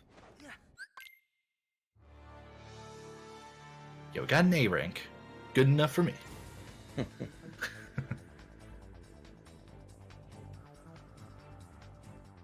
So yeah, sitting about halfway through the run now, folks. I hope you're enjoying so far the Kingdom Hearts 3 race we got going on. Just to kind of take stock of the race, Ninten's currently in the lead on this rails section. Crispy not too far behind, just starting the same world here. Only a couple of fights. So these rail sections, they don't show up too often, but there are a few of them in the game. And for the most part, you can't really speed them up too much, but you can do this kind of little dash on the rail that you're seeing Ninten do several times over. It does help speed things up just a little bit.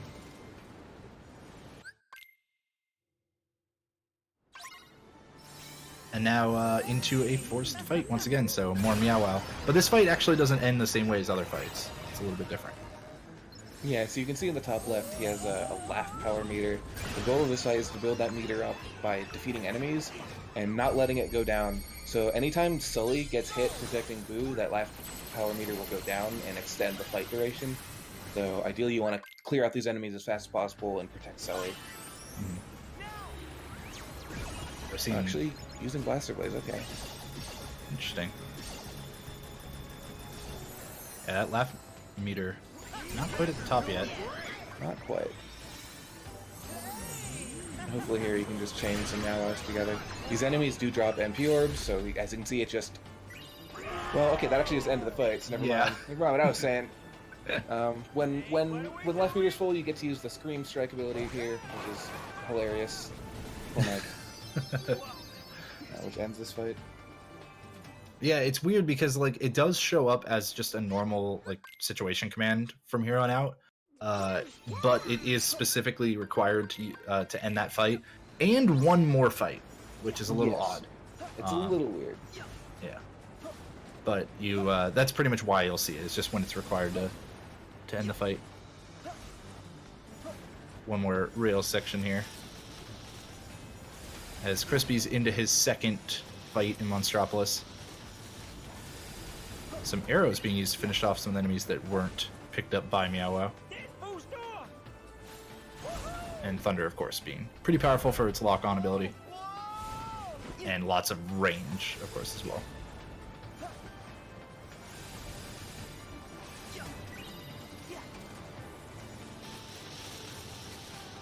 Ninten making sure to take care of the enemies that are alongside the rails here. Could theoretically just kind of try to dodge stuff, but like... You could, and he'll dodge these guys easily. Yeah. You don't want to take these lightly.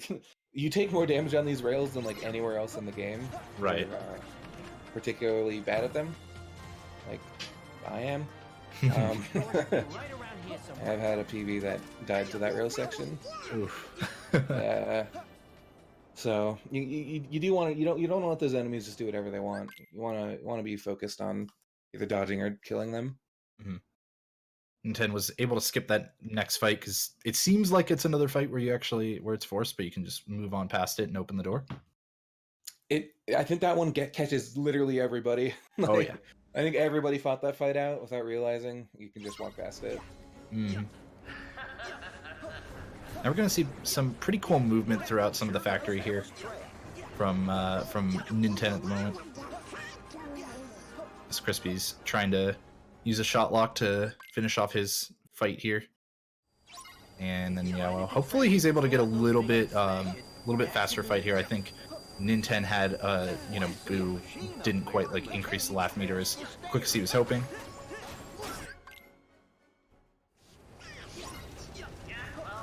Crispy's able to just use a bit more Meow Wow instead. And then, oh, not quite getting the full meter on that one, but one more usage ought to do it. Yeah. There it is. Yeah. Screen Chaining strike the to finish it Meows. off. We didn't have to use an item for that last one because the enemies dropped enough MP orbs for him.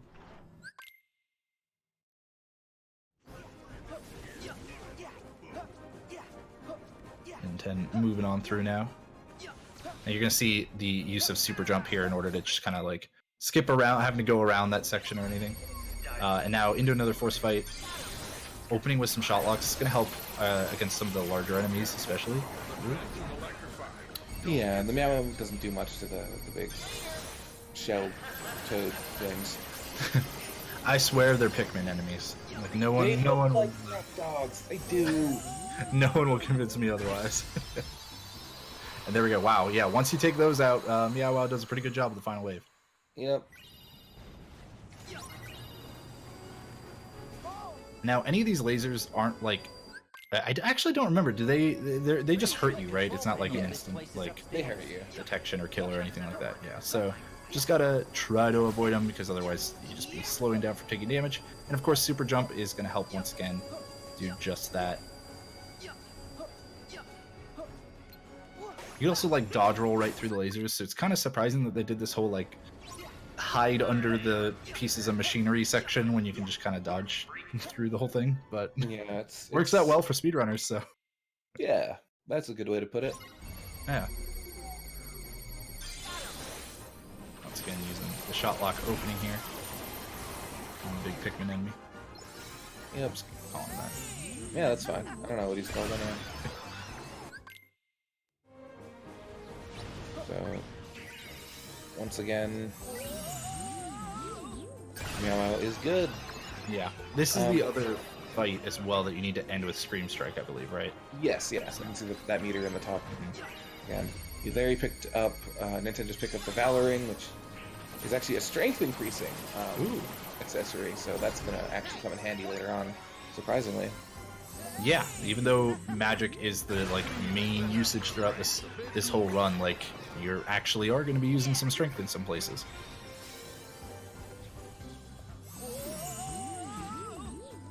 Like on Ninten gave Meow just a couple extra little hops that time. Get into position, try to wait on some of these flood to pop out of the ground. You want the blueberry shadows to pop out so you can actually kill them. And now, yeah, Scream Strike will finish this one off. Can take a look at Crispy's side in the meantime. He's gonna do some neat movement soon as well. Try to match Ninten on that. Even getting in a little bit of extra flow motion movement. Always neat to see. Especially, there's a lot of times in several Kingdom Hearts games, this one especially, where when you know where a cutscene trigger is, you often want to use things like flow motion or an air slide, stuff like that, into that cutscene because you don't have to worry about the recovery frames, like the recovery animation from that ability. So you can instead just go straight into it and actually be a little bit faster than continuing dodge rolls. Seeing Ninten also use some minor tech here where he actually slides to these pieces of cover. Just speeding up things just a little bit. Yeah, you could like Blizzard Rail that section, but unfortunately the next fight needs to use Meow Wow, and I don't know if you said it before, but links require you to be at full MP to use them. So, Oh yeah, I don't think we mentioned that. That is kind of the big trade-off of them being really powerful. Yeah. So you can't really like use actually don't know if that's the reason, but no, okay. Yeah, no, instead gonna start off with some arrows. Yeah, so there's arrows coming out from Ninten to clear out the flood. I like how you're fighting enemies named Floods with Splash Run, which is all about like causing a lot of water to appear. Ironic. Yeah. Interesting thing about this kind of area is that like the whole point is that everything is kind of on fire in this room and in another room that's similar. And so you would think that maybe like you can't use fire on some of the enemies, but you actually still can. There are some enemies that fire doesn't work against, but for the most part, yeah, you can actually still use fire to finish off the larger enemies once you've kind of taken care of the small fry.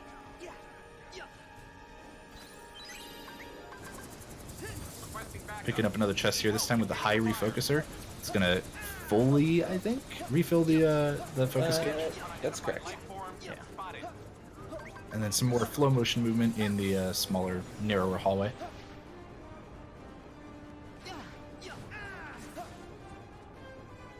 See more creative usage of the super slide into attacking, into air sliding to kind of get around 9-degree turns, then land on a rail section.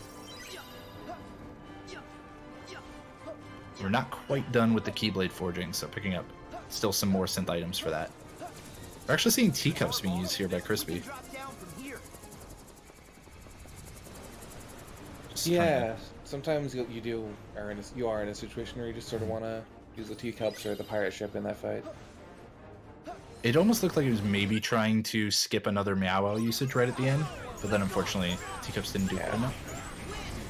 So still had to use that one to get that Scream Strike to show up and finish off the fight. And again, building up an Erosa there before going into Splash Run to clear out the last wave. Here is all the fire enemies that get destroyed by Yeah. Splash Run. And now got to menu the water ability there from the magic menu itself. Because, yeah, don't want to use fire on the fire enemies. And that shortcut has been replaced at this point in favor of arrow.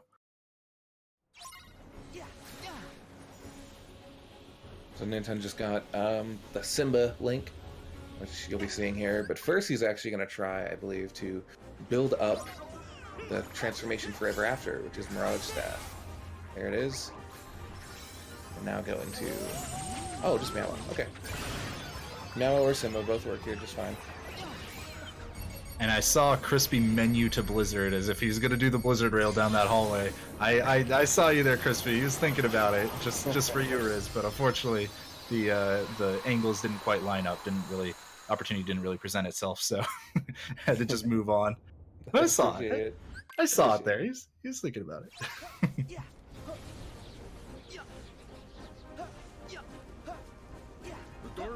More air sliding there. Actually landing on the incline to get one more air slide up instead of just like kind of landing on the flat ground. Pretty neat. And then Blizzard Rail into flow motion with the super slide and the attack. Seriously, the movement in this game kind of just like gels together so well. It's very, very neat.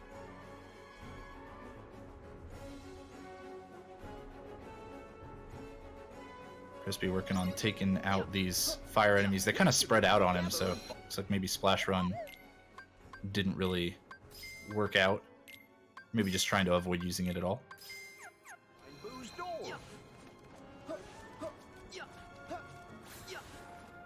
Ninten there just stocked up on some ethers and tents. And now he's switching back to Ever After. He stored that transformation from earlier. So Mirage Staff has a special ability where if you dash while in this mode, you leave behind a trail of clones that all shoot at the enemy when you attack. And this boss in his first phase has really, really high defense and magic resist and stuff, so this is sort of your most damaging option you have right now. You can see him sort of chain together these shooting attacks on him. Doing quite a bit. And then if you do it well enough and also are a little bit lucky potentially, you can actually skip the second phase of this boss entirely, but it's more likely, I believe, that we'll be seeing the second phase here. I believe so. The other thing in this fight is Mike has Spirit Ore, basically, from DDD, which just increases your damage output if he uses it, so you kind of want Mike to be doing that during this fight as much as possible. Yeah, so here's that second phase. Starting off with the arrow there. Yeah, he has much lower defense in this phase, but he'll push you away, so... Yeah, there it is. Fire does the trick. Fire does the trick. Crispy opting for a shot lock in this second, fire fight. And now going to be using the Splash Run, try to take care of the fire enemies here. Actually, yeah, doing a little bit of movement first, because not too convinced that they're all going to be grouped up in the right spot. Trying to make sure that he takes them out. Whee! Yeah, now you're getting to see kind of the more intended usage of the traction flow there. And unfortunately, yeah, it looks like a couple of them did still survive. Man, both of these fights, the enemies kind of really spread out for Crispy there. Didn't get caught up in the arrows and just kind of push themselves to the walls, and there's not a whole lot you can do in that scenario.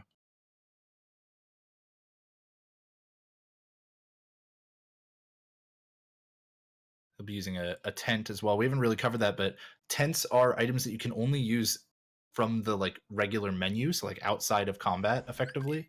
That will refill a portion. I believe, yeah, I think it's just a portion of the HP and MP of your party. It just fully restores your stats.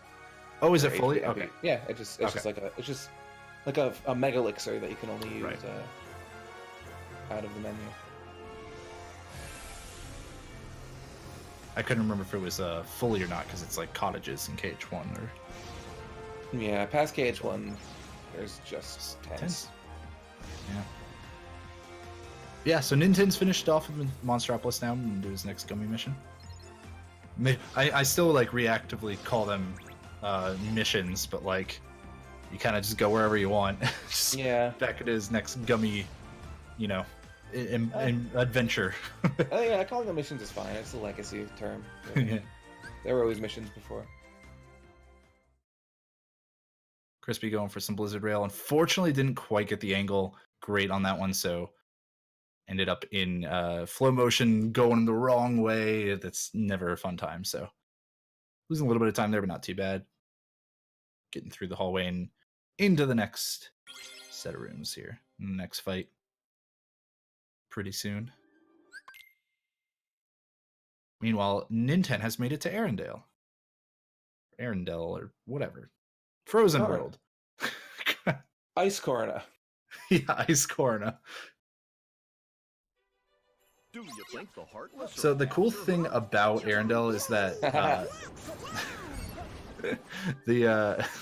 I didn't realize what I did. The cool thing about Arendelle though is that it's actually like it's all a mountain, and while like a lot of the areas have been pretty vertically oriented, this one is especially so.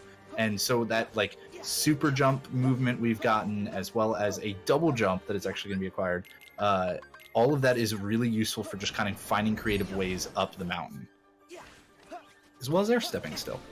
Yep, air stepping, and now here's a super jump tech to get up this wall quicker. Normally the game sort of wants you to go around a different way, but you have all the tools you need to get up there. Crispy's been getting a little bit more bullied by the boss here, so he opted for some arrow usage Looks as like well. he ran out of Mirage staff. That's unfortunate. Yeah, gonna have to try to push him into the second phase here with some regular attacks. Hopefully, okay, he built it up again. See, that's not guaranteed, even though he was only attacking, because his Keyblade has Erosa attached to it. Sometimes you'll just get an Erosa if you do all physical attacks, which is very unfortunate. And now using Simba here, the finisher. Interesting. I wonder if maybe he meant to go for Ralph. Unsure, but yeah, didn't quite do the damage he was looking for. Gonna be utilizing some shot locks now that he's landing on the ground. I know there's a Ralph setup that does end this fight pretty quick. A couple of shot locks ought to do the trick as well, and there it is. Yep, there it is. Even made sure not to lock on all the way to 28 at the end, because he knew just getting up to 21 was going to be enough for the damage that he was looking for, and slightly faster animation to just use that alternate form of shot lock. That was some interesting sync between Crispy and Ninten there, as Ninten also did a shortened shot lock to end the fight that he was doing. Both of them heading into the load screen at the same time. Yeah. All right, we're into the labyrinth here for Ninten. Some Using ooh, a wow. 10. Yeah, nice air step there. Really kind of getting one through thing- the hallways. One interesting thing about the air steps is that you can cancel them, so you're not locked in when you press the button to air step. You can cancel them with circle. So that's what he did there, so that he didn't grab onto the branch that he was air stepping to. Yeah, because otherwise it'd be a little bit like longer animation. You got to like swing around it and stuff. So Yeah. It can sort of get in the way when you're just trying to move on. So using Simba finisher here. This should one-shot all the enemies if he's lucky, and it did. Nice. Yeah. Also, like the most badass Simba has ever looked is in this game. Like, Absolutely. He's yeah, it looks pretty powerful in this one. It's pretty great. Yeah. And I think it opened when Sora rotated that pillar. Some more air stepping, as well as sliding down here. Have to be careful, of course, not to run into any of the spires that pop up.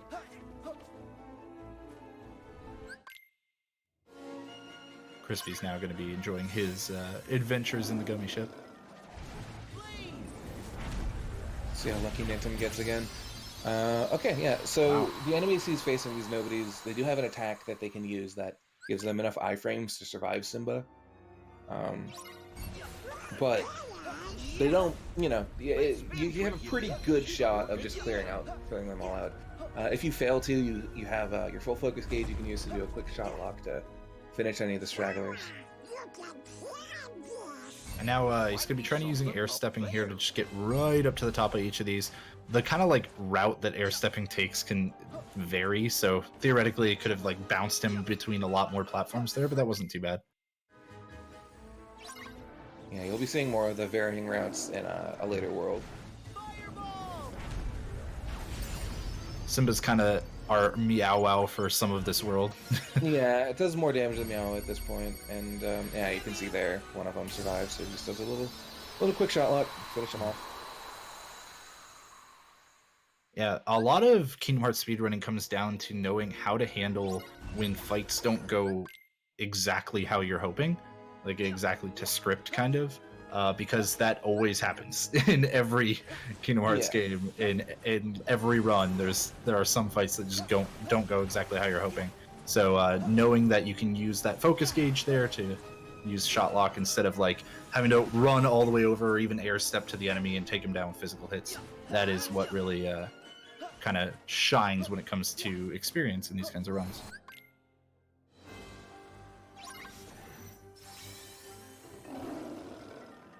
That's in here on his last nobody fight. One last time we'll see. Alright, so pretty excellent luck there from ninten. Yeah. Only having to use one shot lock throughout that section is good. You know, we're seeing Crispy do some mountain climbing himself. Opting for quite a few more dodge rolls here when in some of these inclines. Be the exit. Just probably a little bit for the greater control that you get over adjusting your angle on the fly. Yeah, and it's consistent. If you're not feeling super confident in your air slide chaining, it can be better just to dodge roll, I think.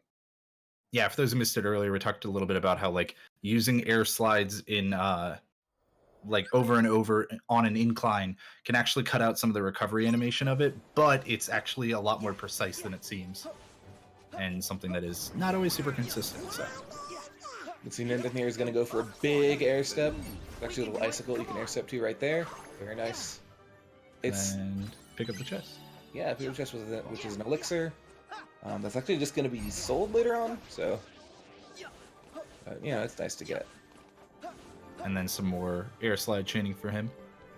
You can also see that he's doing super jumps at the tops of most of these like wall running sections. Took a quick little hit there, but not too bad. That's just kind of push him into flow motion so he can then do a super slide.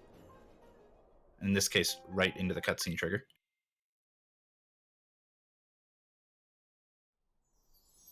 Crispy using that tent, refill his party's HP and MP.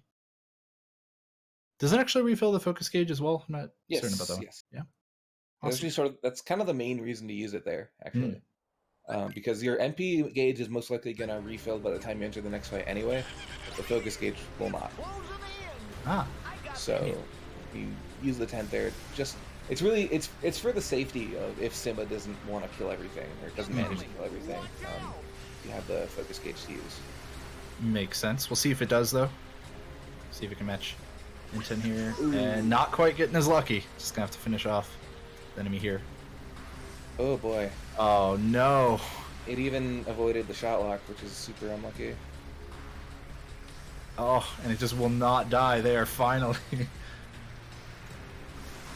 Again, though, Crispy just looking to give us the quality content while we're watching ninten just slide down a mountain in a forced sled section. Yeah, that sled section probably goes on a little bit too long. There's no way to speed it up, unfortunately. Gotta avoid attacks for what feels like a year when you're playing it. Oh yeah. Crispy got hit by one of those spires there, unfortunately slowing him down on the descent throughout the labyrinth. But let's see if Simba can actually do a little bit better for him here. It's again going to be using the finisher right away. And hopefully it'll take out all the enemies this time. There it is. There it is. I believe that gave him Thundara, or... Yes, I gave him Thundara. Which doesn't really see any use, actually. Because of Simba just being so good. Right. Really. By the time we use the Thunder spell again, it's actually going to be Thundara. Ah, okay. Some more air stepping here. Ninten getting really dizzy. Falling down in the next sled section. We were hoping like the 1% chance that the two runners were synced here because there are actually two different paths you can take in this section. Well, there's a few paths. I don't actually know which path Crispy takes. I was hoping they would take different paths. Yeah.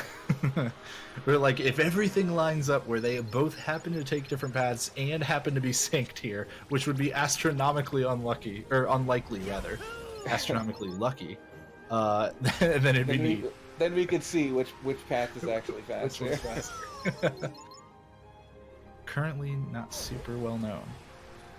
I think this one just hasn't really been gotten to yet. So this game's only been out for a little bit, so there's still some stuff. You know, there's always going to be some new stuff to find.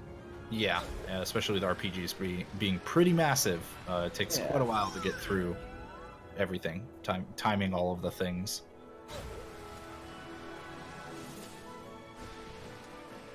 You can also pick up quite a bit of money on the sled here in this section. Super useful for more ethers.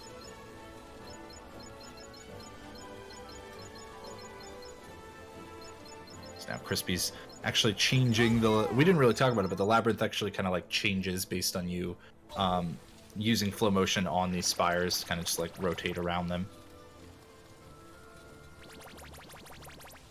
So that way you can find your way out of the labyrinth.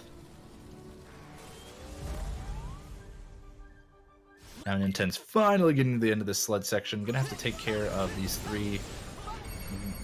What even are these things? Like air flying... They're Aerodactyls, really, is what they are. Oh, okay, yeah. Yeah, that works. Aerodactyls. Using a Sherlock there to finish off the first one while avoiding the attacks of the other two. You said earlier, Sherlocks, you are invincible during them. And then just, firing down these other ones. Alright, so Crispy, not quite... Oh, no, actually boy. falling down. He was trying to get that same air step that we saw from Ninten, but unfortunately didn't quite get the angle on... It was actually the second air step, second part of that he was having a little bit of trouble with, but started to fall down. That's, of course, unfortunate. Ninten maintaining that lead. First place on the right side here at the moment. So he's moving closer and closer to the bosses of this world.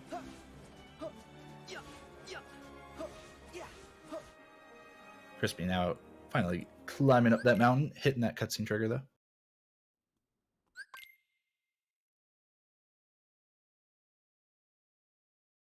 Hey, Hobbs. Yeah. Do you want to... Don't say it. I knew it. I knew where you're... As soon as you said, hey, Hobbs, I was like, oh no, I know where he's going with this.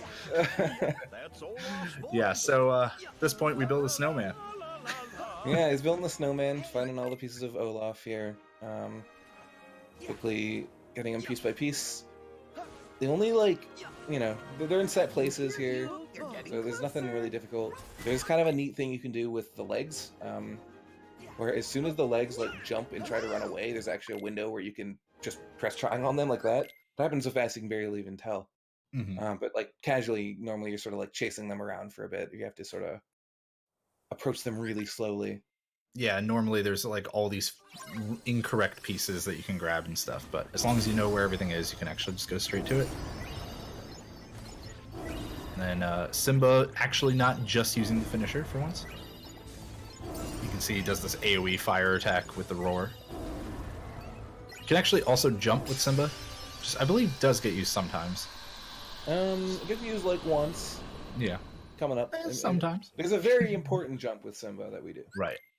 That'll come up in a bit.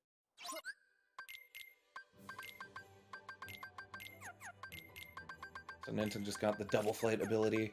Putting that on, that's just a double jump, basically. That'll help his movement out. ate some more dessert, and then put on some accessories to increase his magic damage more.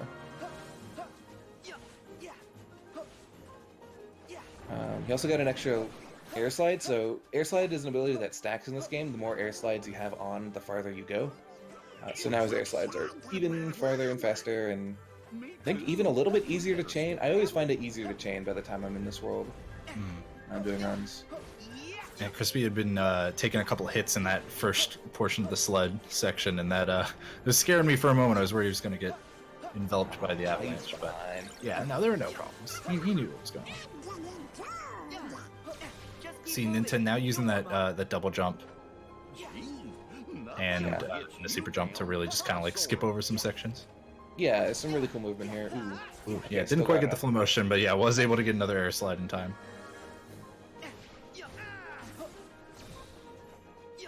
Yeah, one of the minor things that can inconvenience you in this game, kind of like if you bonk in like Super Mario 64 or Odyssey or something like that, the kind of analog in this game is if you dash into a very tiny wall, you'll just you'll enter flow motion immediately and then just sort of have to hop off of it awkwardly. So you want to try to avoid that as much as possible. Some neat climbing there though from ninten. Like we got one runner going up the mountain while the other one's going down. Yeah.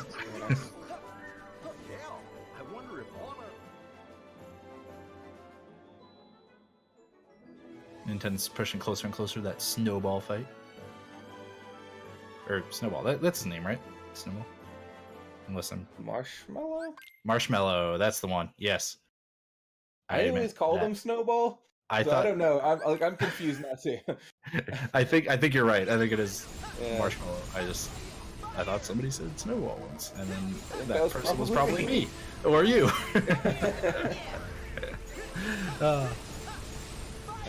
So I'm getting confirmation from our expert. Oh no, I'm so sorry. Yes. Saying it is Marshmallow. Thank you very much. Yeah, thank you, Hannah, for correcting us there. Yeah, here we go. We got Marshmallow now. Marshmallow is really where you get to see some of the real power of fire on a snow-based enemy that is a single target with no other enemies to hit you. It can be pretty strong. That big snowman wasn't too friendly, huh? There is like Go ahead. Yes, Marshmallow has an armor phase as well. You can get armored up, and suddenly the fires won't be doing as much. But even if that happens, you can just shot lock him, which will break the armor and deal some damage. So it's always funny to kind of like just watch him get juggled a bit. Yeah, one of the things here you saw from ninten is he did a bunch of air slides in a row, so that way he was actually further out over the mountain before he started skydiving, so that way he could just actually continue the like skydiving animation for longer instead of like landing halfway down the mountain and then you gotta start it up again. It's just better to keep that animation going the whole time. What did he even hit to flow motion there? That was incredible. That was a bush. Oh, okay, I couldn't quite see it. Yeah. That was crazy. And Crispy's gonna build his own snowman. Yo, taking a different path. Different path up to the body. Neat. Always like to see the differences. Yeah. Ninten bought another meal. He actually bought a meat dish. What? Yeah. So the meat dishes increase your strength. He's also leveling up the Happy Gear Keyblade that he got from Monstropolis because it's strength based. So he's actually going to be, after this world, he'll be setting up a strength setup in a bit. But for now, he's actually making his companions not do anything really. He doesn't really want them interfering with any future fights, especially this one coming up. Looks like Simba's going fairly well for Crispy. Again, a couple of stragglers that just decided to kind of move off on their own. But for the most part, most enemies stayed fairly grouped up. So here's an underrated aspect of Simba. You can ride him and jump over this gap. So normally this room is like a snowstorm that pushes you back. You have to hide behind these rocks. Simba does not care. Yeah. He will just charge on through. Get to have full movement speed and everything. It's really great. Yeah, that first time I saw that was like super neat because that section is kind of obnoxious. It's very slow normally, but with Simba, he can just he doesn't care. Mm-hmm.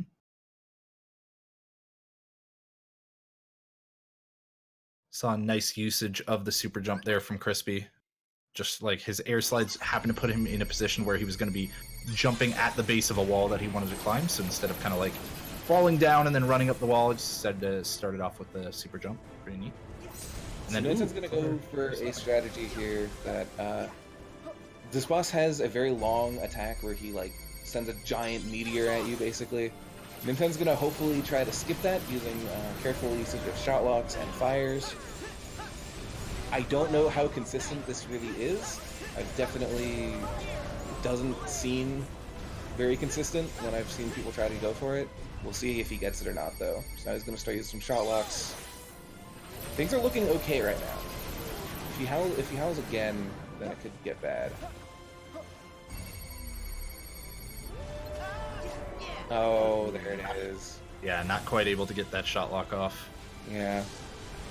And here's the, I guess, the desperation move, if you're familiar with other Kingdom Hearts runs and stuff. It's just basically a big move that you can't really do anything during, wastes a lot of time.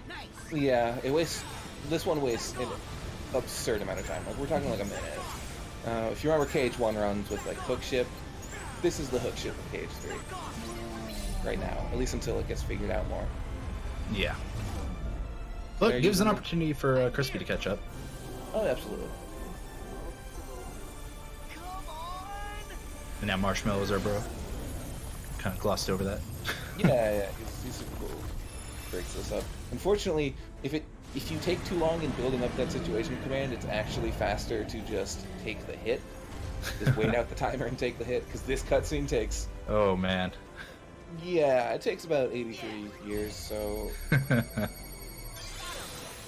Yeah, this boss is not very kind in the speedrun right now. Oh, yeah. In the meantime, Crispy's working on Marshmallow himself. Looking so far like he might be able to avoid the armor attack as well. Or armor attack, I guess, but armor defensive move. Yeah, he's got it. Yeah, finish off with the shot lock. Very nice. So if we see Crispy skip skip the DM there on the final boss of Arendelle, that could actually really help to even things out. Yeah, that'll close the gap out a lot. Yeah, there's still quite a bit of this run left. Obviously, it's not like over by any means. Lots of places for mistakes to happen.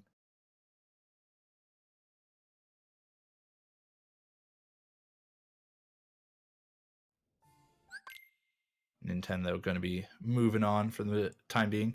Crispy going into that same skydiving section we saw before, just trying to fall down as much of the mountain as he can in that faster animation. And then opted for some air slides to get to the cutscene trigger.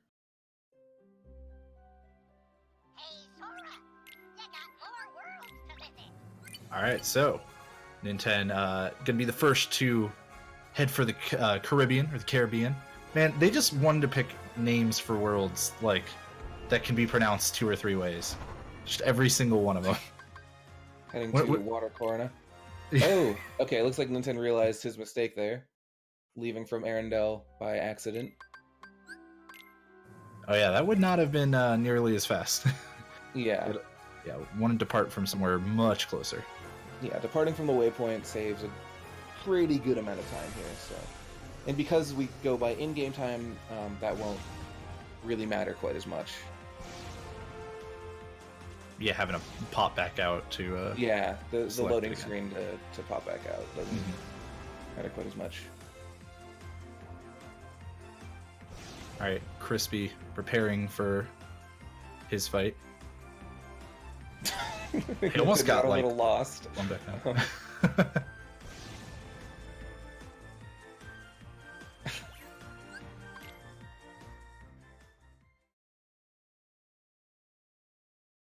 All right, Crispy gonna be using Simba, moving on through as well, and then he's gonna go fight the Snow Dog himself. And that's gonna be that's the big question mark right now. Can he skip the DM which, like you were saying, is kind of somewhat random. As far as I'm aware, it is. Just kind of like do the setup and pray. Yeah. Now, you're going to see here in this very flat area that Ninten's going to get a lot of usage out of the Blizzard rails here. This is where it, like, shines. Just fly on towards that ship. Yeah. Who's shooting at us? And now we're seeing Crispy start off this fight with a shot lock. And then I think another one. That's who's doing this. A little bit there. Make sure that dog was in a good animation to start up the shot lock. Meanwhile, Ninten using shot locks of his own. Nice. These enemies really like to move around a lot, and not super fun to deal with. Yeah, they don't like being staggered. They just sort of do their own thing. Alright, Crispy's going to be hoping not to see a DM here. I think that was only the first howl. I'm not sure. This could be good. There it is! Got it. Wow! So that was awesome. Yeah, Crispy saving a lot of time there. That's going to help close that gap. Still work on making his way towards first place. Going to take a few more kind of time saves like that, but actually, I mean, only like one more like that, but a few more time saves. But that's definitely going to push this race much closer. Jack said to head for the island straight in front of us. All right, now Ninten into the first boat section. So one of the things that he's done by this point is actually make sure that he has that kind of strength-based build on that Riz was talking about before, that strength keyblade, because you won't really get a chance to switch your keyblades for a while, right? Right, yeah. After that, basically after that menu, there's no place to do it until after this next boss fight, which is going to be coming up really quick on Ninten's screen. He's going to be doing the ruler of the sky, bird, vulture, I don't know.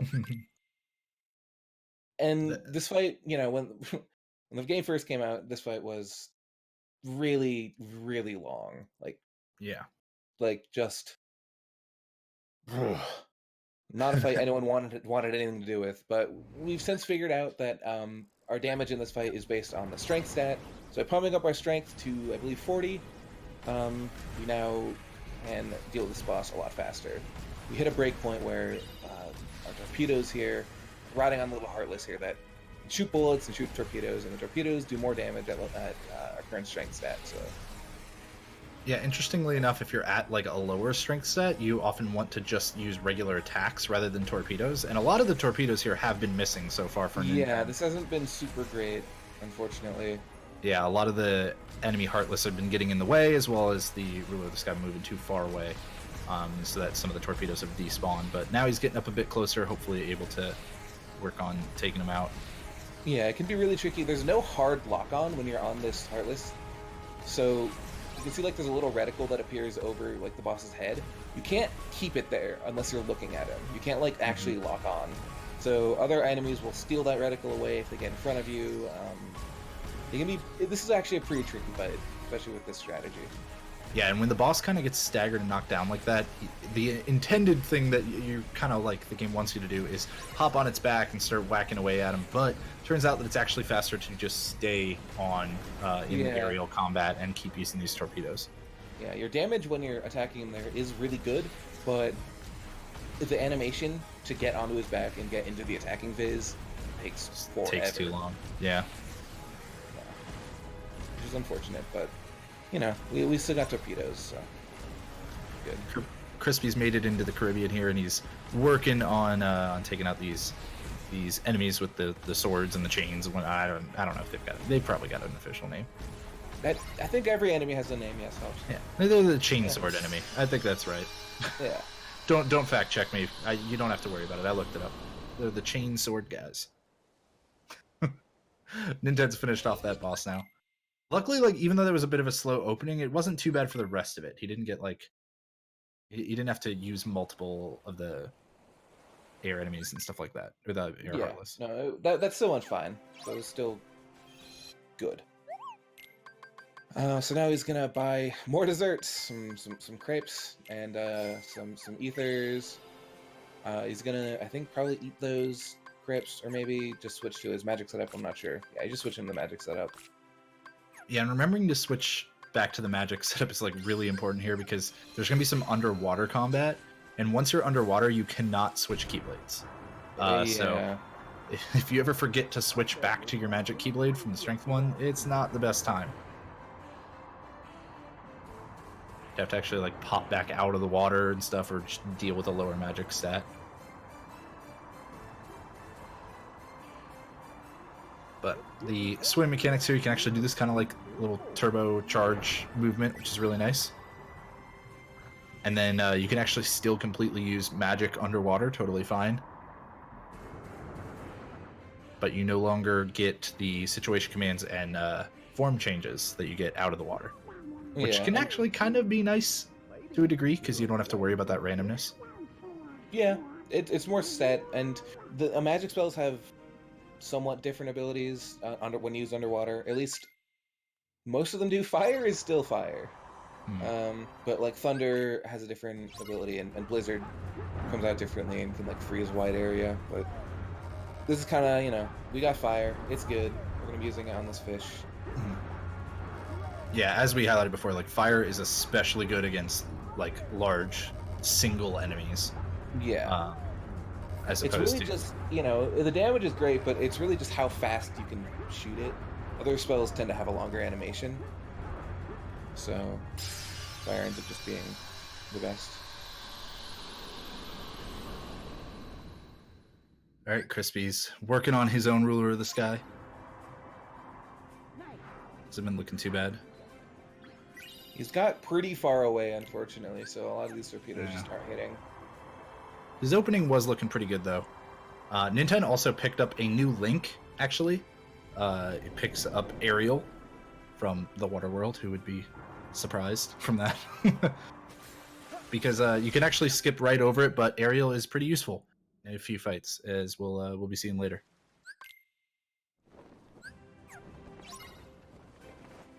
Now hopefully Crispy can finish him off with this knockdown while he's right up on the enemy. Yeah, when you're right up next to the enemy, the torpedoes just explode immediately. They just explode on contact, so really good. And Ninten put on Thundaga. Remembering to do that is really important.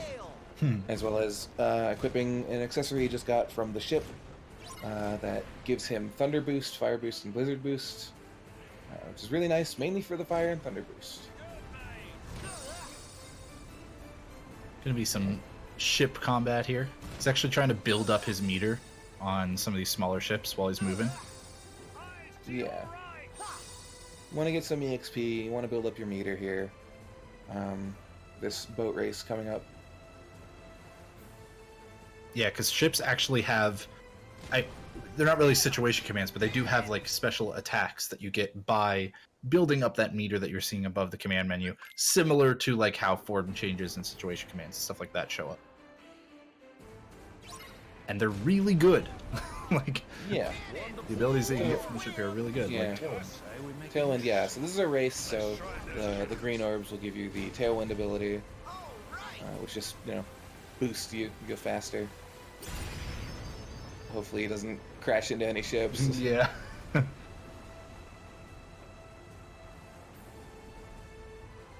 You can use a shield if you're like pretty sure that like getting hit is inevitable, but really would like to avoid that and just instead take out the enemies and use them for building up that meter when possible. Also, anyone who thinks that ship combat was lame, I will fight, because it was awesome. It's a little less awesome in a speedrun, but it's awesome casual. Yeah, the speedrun, unfortunately, due to the random factors of ship combat, the speedrun is not great, but casually, this was probably my favorite world. Oh yeah.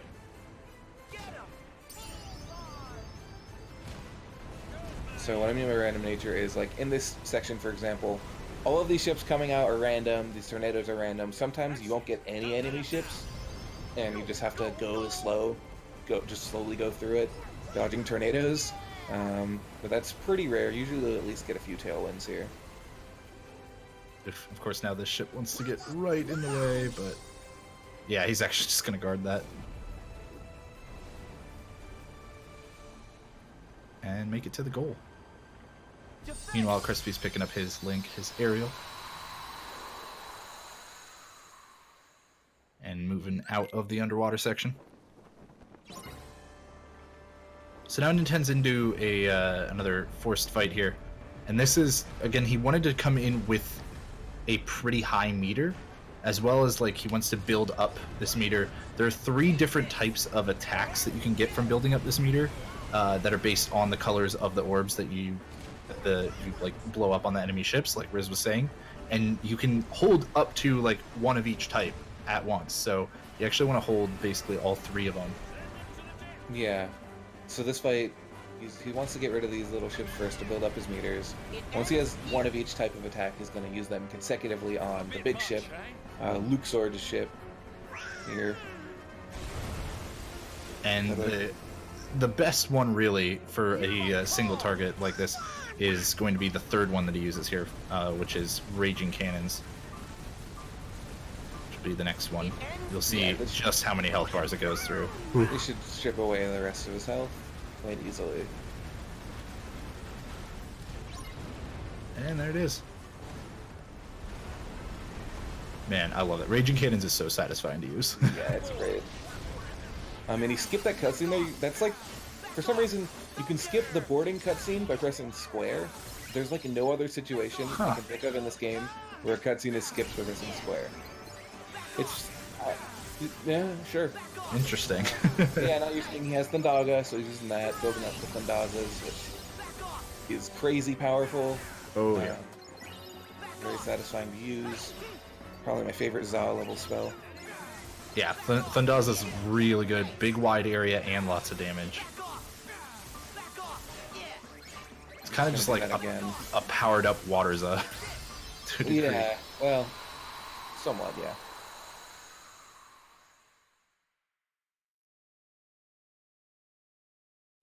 Crispy doing his race. He's getting some ships too, which is good. Yeah, he's even actually holding on to he's able to like kind of hold on to a command here, potentially use it in the next fight. No, I think he's gonna either not use it or use it at the end of this one. Okay. Commands don't carry over into fights that way, unfortunately. Only okay. meter does. So the meter does, but not the commands. Interesting. Oh, he's getting a lot of ships at the end here. Yeah, he's just gonna use the tidal wave to do these last few hundred meters. Yeah, just bypass the ships. Yeah. Now, yeah, Ninten. He's doing everybody's favorite part. Oh, hey, he actually broke those barrels. Cool. Yeah, so you actually have to collect 300 crabs here, and crabs are used to level up your ship, actually. They're not going to be using them for that purpose, really, but you have to collect 300 here.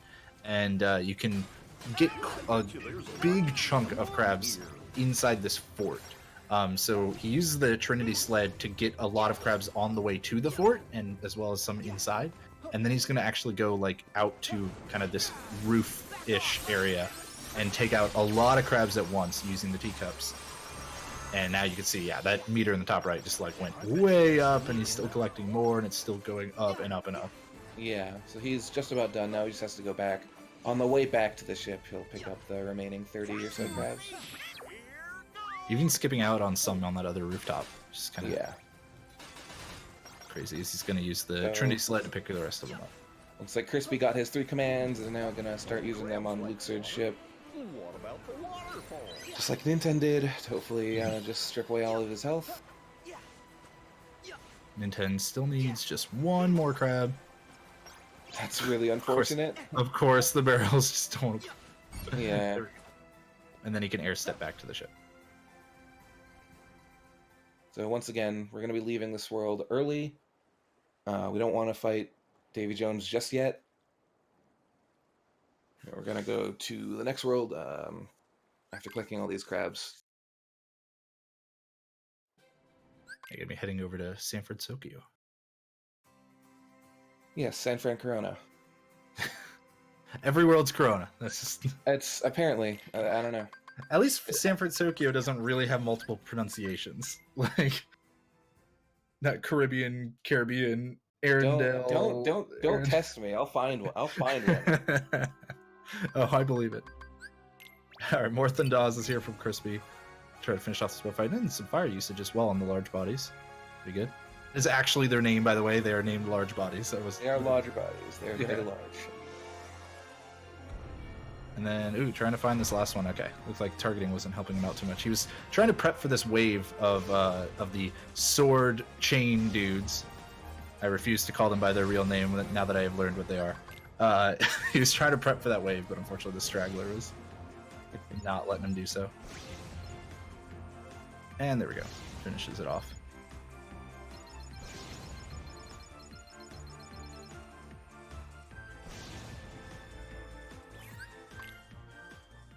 Ninten now making it to San Fransokyo. He took a path there that actually got him a lot more money. It's interesting.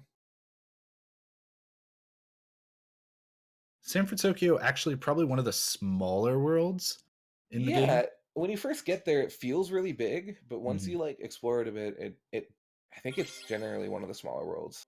Yeah, and in terms of like how much story content there is that you have to go through, it's also kind of smaller in that regard. But you're gonna actually get to see a lot of usage of Thundaga here, but then the first usage of Aerial, the next link that we picked up back in the Caribbean. Yeah, so Aerial works. You and Aerial will dive under water, quote unquote, and when you press circle at the right time, you jump up and you can start raining down these water bullets, which just shred. It's like a Gatling gun. It's so unreal. much damage. It's again another one of those where it seems to work best on really large enemies, just like big hitboxes that can absorb all of the hits at once, and it's just you'll see it a few more times on enemies just like that one, and it does a lot of damage. Yeah, it's wild. Like next time we talk about Aerial, just look at the top right corner of the screen and watch the health bar, because it's pretty nuts. Blink and you miss it. So Ninten's leveling up ever after for the last 2 times. Just, getting those stats pumped up even more.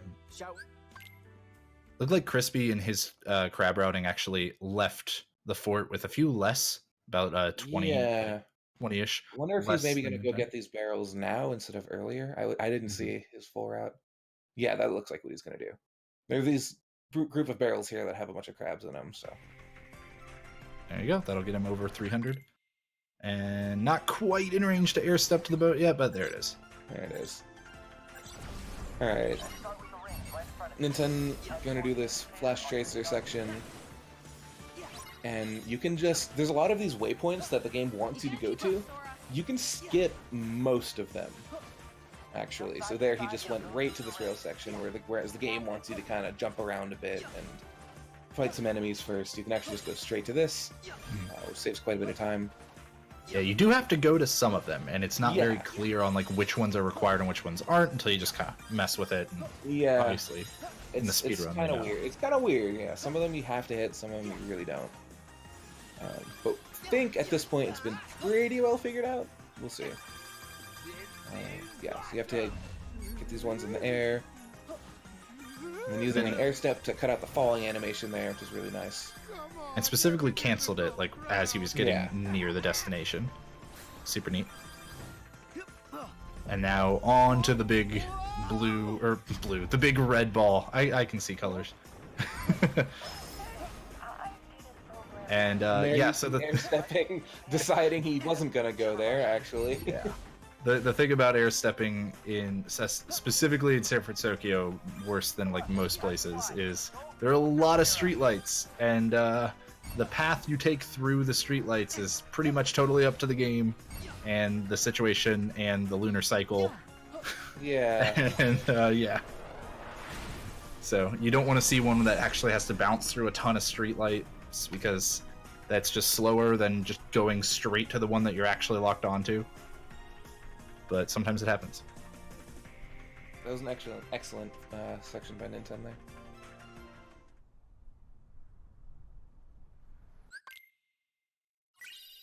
Crispy's entering the world now. This ninten picks up yet another link, actually. Yeah, this one doesn't get used. It only serves to get in the way in the menu when you're trying to use aerial. I have seen some runners use it. I believe Sains has been working in some strats. Oh, okay. I haven't Yeah. personally seen any use for it. But yeah, it's again, everything's still kind of up in the air at the moment with how like fresh the game and the speedrun are. So yeah, we talked about it before, but take a look at the left side of your screen. Crispy is going to be using aerial in this next fight, and watch specifically the health bar in the top right as he uses aerial. Just gets melted, like bars Sorry, at a what time. health bar? Yeah, it's absolutely nuts. Like what, 3 dives? It's just And- gone. Yeah. Absolutely crazy. Aerial's super powerful. And again, very specific to the situation. Like, it would not be quite as effective on larger Yep. groups of small enemies. It's specifically the large enemies with a huge hitbox. Speaking of, Yeah, good point. here's one for ninten. I'm gonna wait for this boss. This boss will charge a few times at the start. Then you want to just use aerial and catch him as he charges into you, like so. And just shred him. He has an armor phase, but aerial doesn't care. Yeah. It's gone. His health is gone. It's over. So unfortunately, though, this boss does have a scripted event where he jumps to a building. That's the only time you can actually kill him. You can't deal any more damage to him in this phase, so just waiting for that event to happen now. Ninten taking a picture for good measure. Yeah, just validating the run a little bit. Trying to find his air step. Yeah, the locations that they put the air step like nodes on some of those balloons are really weird, because you would think that they would want to put it so that you land on top of the balloon, but then it's like they don't. You have to actually just then use another air step while you're Yeah, falling, It's which is a little odd. It's a little odd.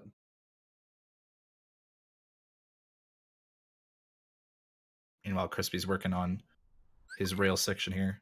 Then we'll see how he handles the movement through the next few waypoints.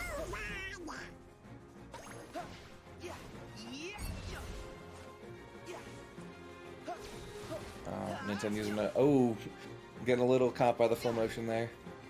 Yeah, your default when you actually dash into a wall with flow motion, the default like move when you hit square again is to use a super slide in the complete opposite direction of Yeah. like completely perpendicular to the wall, which when you're normally trying to kind of do a bunch of air slides in a row means that it's really easy to accidentally go in the complete opposite direction of where you're trying to go, which is rough.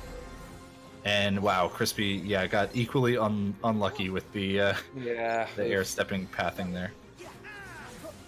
So Ninten's right now is in a fight that can't really be progressed without. It's just on a timer. The game will eventually end the fight, so he was just going around collecting all the money he could. Picked up a storm fan, which is just going to be sold later for even more money. Taking a selfie with Baymax. You know, the usual. Crispy had a good overall section through that trial, by the way. Nice. So Ninten's going to rescue all the members of Big Hero 6. I know. Again, using air steps to get where he needs to go. Yeah, and then here you actually specifically have to use the flow motion. Yeah, to free whichever one this is from the. Is this Fred? I think it's Fred. Yeah, it's Fred. And as you saw, like he actually immediately, after he had done everything he needed to free him, immediately started moving towards the big red ball, like just moving towards the next objective in this this section, because you can actually start moving and it'll count your progress and don't have to like wait on the cutscene. He's gonna do the exact same thing here, right after bashing into the ball there to free Go-Go, I think. Go-Go, yeah.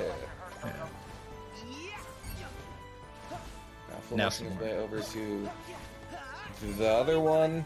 I've seen this movie, I swear. Is this Honey Lemon? I think this might be Honey Lemon. Yeah, I think so. So each one of these little modding Nodes. spell Yeah. for their color. And he's gonna go and pick up this. There's a magic boost there. He picked one up earlier as well. Crispy opting to just tank the hit from that charge from the boss. I'm gonna call that intentional. Can you Make hear him me? look a little better. Not gonna slow him down. Aerial 'cause and he's just waiting. absolutely shredding. Yeah, This Link is disgusting. it's so good. And then he's gonna go prep for that scripted finish to the boss. Yeah. Oh, first we're gonna take a selfie over here instead of taking one in the Yeah. building. Much more creative. So ninten now has Fire Ga, so he's gonna go put that on as well as using the magic boosts he got. And yeah, heading over to this boss fight. There's actually a pretty specific strat here, using a certain amount of fires into a shot lock to hopefully kill this boss in the first opening he gives. We'll see how he does.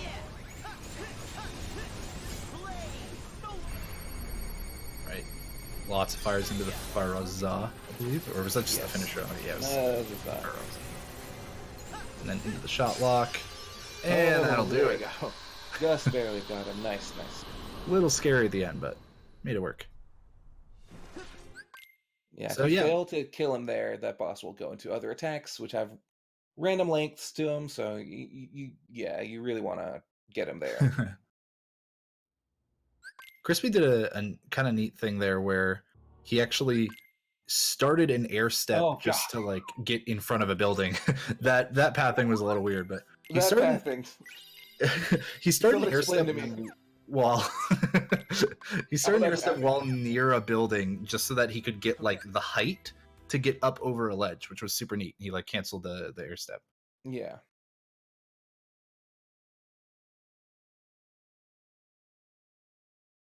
But ninten holding that lead through San Fransokyo, pretty much.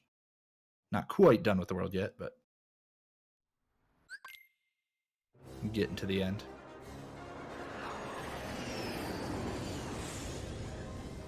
Where we get the part that was most disappointing to me. Yeah, I was gonna say, how do you feel about this one, huh? Yeah, so I was playing through this. I was really excited to just have a one-on-one fight basically with Evil Baymax, which is who ninten is currently chasing at the moment. And yeah, unfortunately, you instead have this aerial section, which is fine, but it's not what I was looking for. Yeah, it's fine. Your damage here is based on your magic stats, so it's been a good thing that we've pumped up our magic so much. And if you get to this point and you've forgotten to get maybe your Keyblade leveled up fully, or you forget to eat one of your desserts or something, this fight can actually take a lot longer due to just every shot dealing less damage. So it's actually really important you stay on top of that stuff. Because it looks like an auto-scroller, but he actually changes phases based on his health. What? So ninten hit a certain health point, and then the fight progressed. Yep, now he's out of the like kind of on rails section and into just like an arena fight with him. Again, still flying here though. Yeah. Now actually in the kind of like it's like kind of a situation command thing with him to a degree. It's odd. You can kind of like do these kinds of attacks during normal fighting with Baymax. Some of them anyways. And that'll basically finish off the boss. Yep. Just sit in his face and shoot him. Yep. Crispy's working on freeing all the team members.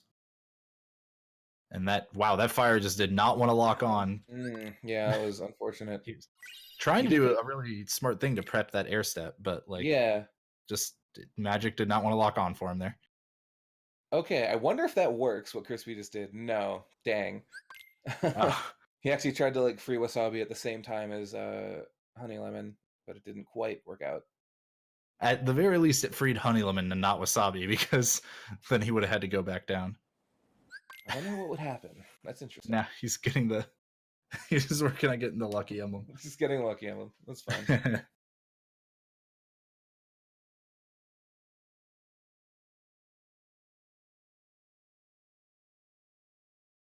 Now ninten's going to be heading back to the Caribbean.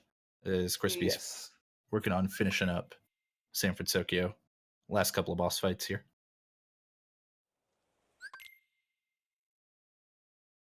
See if he's able to match what we saw from ninten, really avoiding the other attacks from this boss here. So several fires to open up, and they'll be going into the shot lock. Wow, really like went into that shot lock as soon as he used that Faraza. That was Yeah. neat. Very And good, very good. Finished it off. Awesome.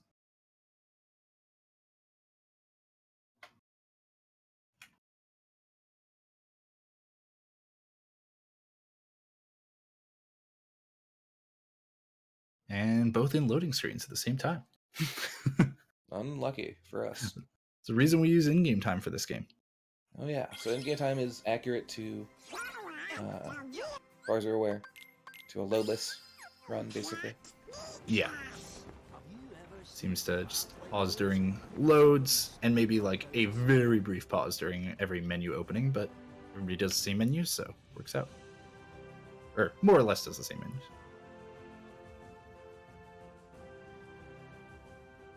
So ninten was back in the ship there. He's going to be heading towards Davy Jones, and then actually the final like Kraken fight as well.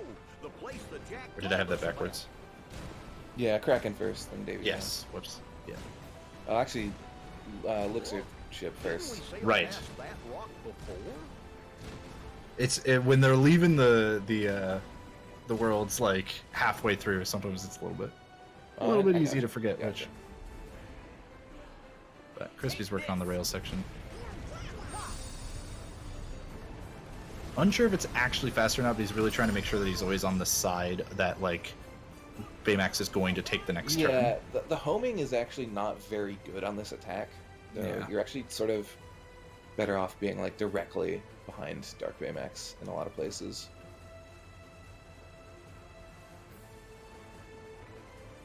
As well as just like the thought of wanting to make sure that you're kind of on the inside track when taking any turns. Not 100% clear yet if it really helps you take those turns faster or not. Doesn't hurt. Now he's into the arena section. Just gonna be firing down some more missiles on him. Yeah, and as you can see, the homing, not amazing, especially when you're like too close but not on the same plane as the boss. Yeah, you really just want to be in his face as much as possible here. Getting a little low on health, but yeah, there's the heal, so doesn't really matter. You can see on the right side, ninten there, just ignoring enemies because his meter was almost full. Wants to enter this fight with as full meter as possible.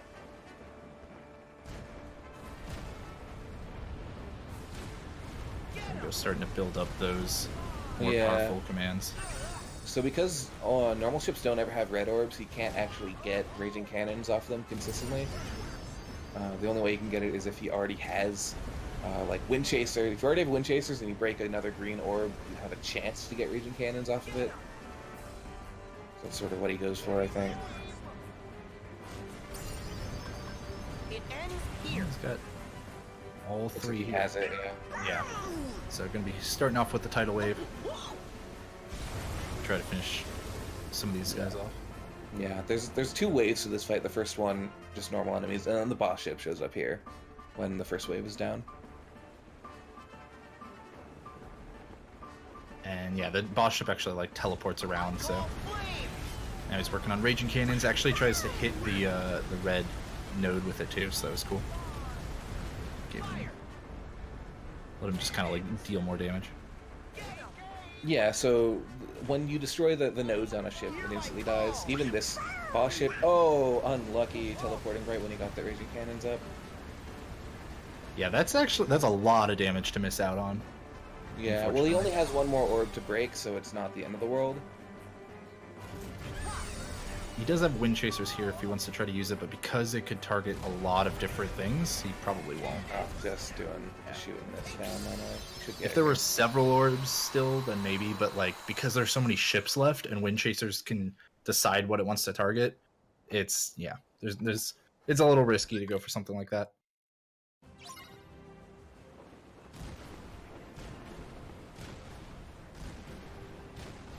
Now he's just got to move a little bit further forward. You can see on that mini map in the top right where he's heading.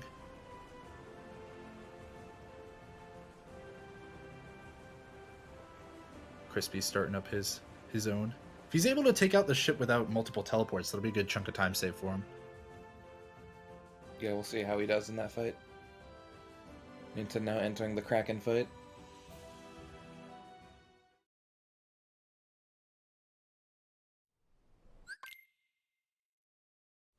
So the interesting thing about the Kraken fight here is that you pretty much don't want to shoot the Kraken for a while.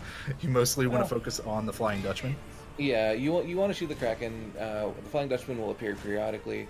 He has a red orb on him that if you shoot will build your meter and give you raging cannons when it's full. So that's sort of the idea. Sorry, I guess what I meant to say was that you don't want to have your primary focus on it. You want to focus on the Dutchman every time it shows up. Every time it shows up, you want to shoot the Dutchman. Yes, you gotta get that raging cannon as quickly as possible. As you can see here, the damage output is glorious.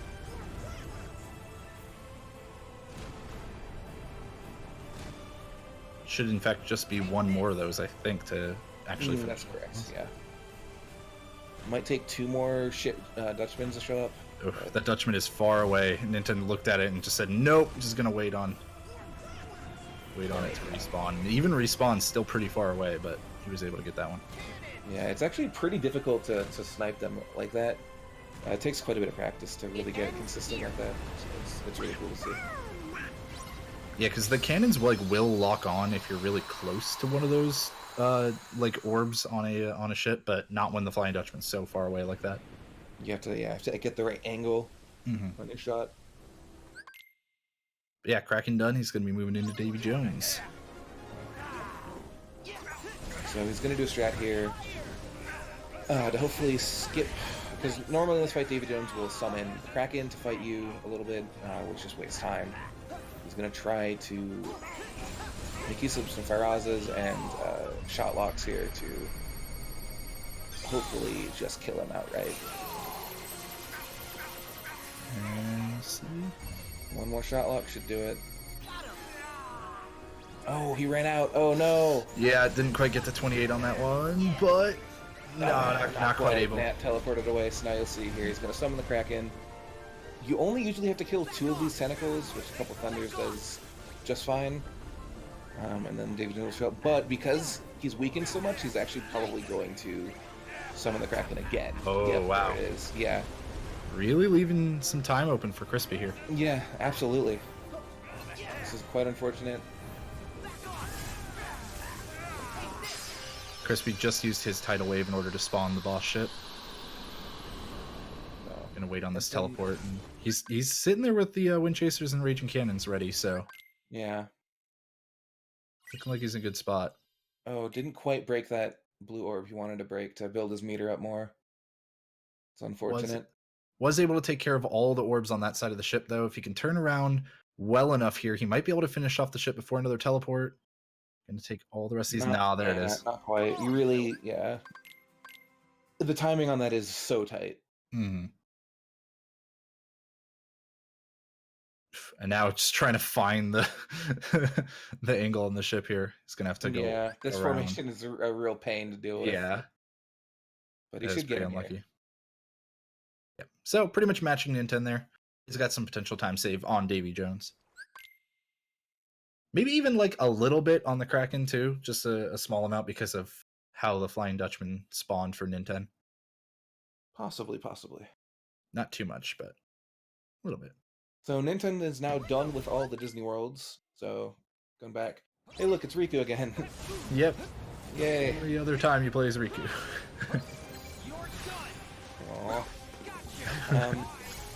So Phantom Aqua or Dark Aqua can show up during this fight with Riku, but it seems kind of random.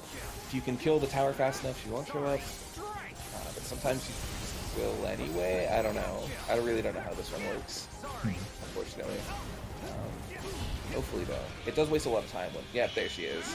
So now Ninten can't really do anything except wait. Oh, man.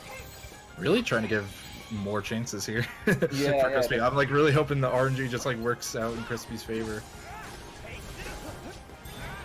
and that he's able to get that shot lock targeting on Davy Jones as well. Yeah, I would love seeing this race get like really close into the end game.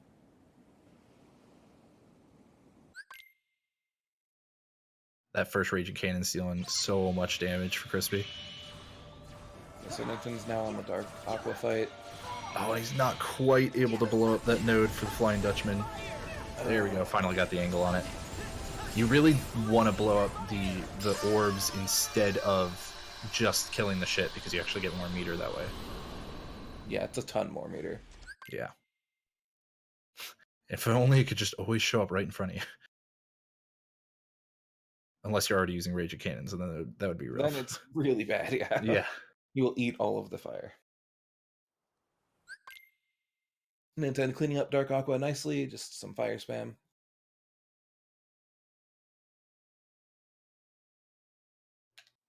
And we'll see how crispyme handles Davy Jones. Yeah. So big opportunities here.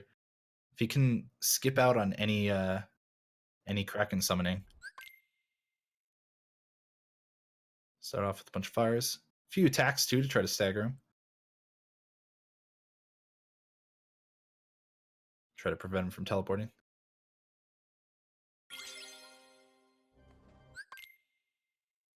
Oh dear. Ooh, I don't think that Faraz actually landed, which is Not a lot quite. of damage to miss out on. Yeah, he's getting a little bullied. A little bullied by Davy Jones here. Oh no. And yeah, wow, there's the Kraken. Luckily, luckily, not Davy Jones wasn't as low on health. Yeah, he as won't do it this was twice for here. Ninten. There's still an opportunity. There's still an opportunity for Crispy to skip one of these phases. Mm-hmm. Meanwhile, Ninten is now playing as Aqua. You play as Aqua in this game. Yeah, it's cool. Yeah, he's fighting Vanitas, which shot luck's still useful, and Aqua actually has fire, so you can use fire with her as well.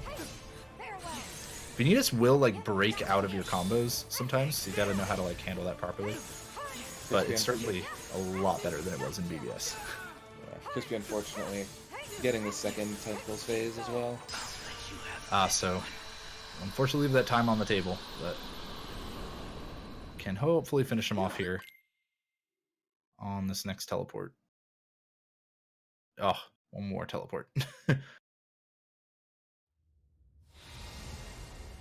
There it is. As Ninten cleans up Vanitas. And if you don't know who Vanitas is, sorry. She's Sora. Yeah, if you don't know who anybody is, just guess Sora or Xehanort, because you're probably right. Yeah, probably. You'll be close enough anyway. Or Kyrie. You got a 50-50 shot. Xehanort or Kyrie. Yeah, there you go. All right. Crispy looking to hopefully at least try to save some time on the Riku section. If he can make it through that Tower of Shadows fast enough.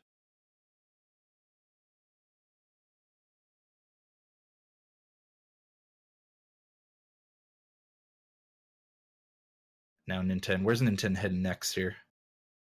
He's going to be headed to the Keyblade Graveyard next. Yeah, this we're going to spend, pretty much most of the rest of the run. Yep. Got another Gummi mission to do with the Gummi boss in it. See how that goes. Crispy now taking on this Demon Tower.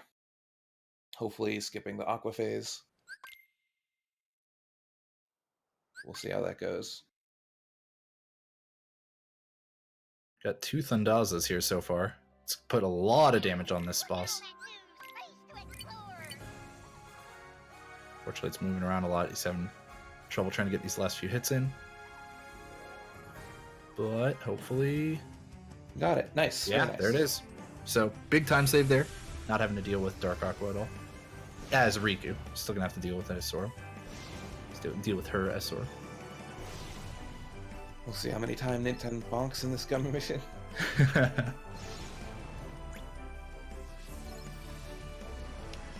It's got to boost at the right times, right?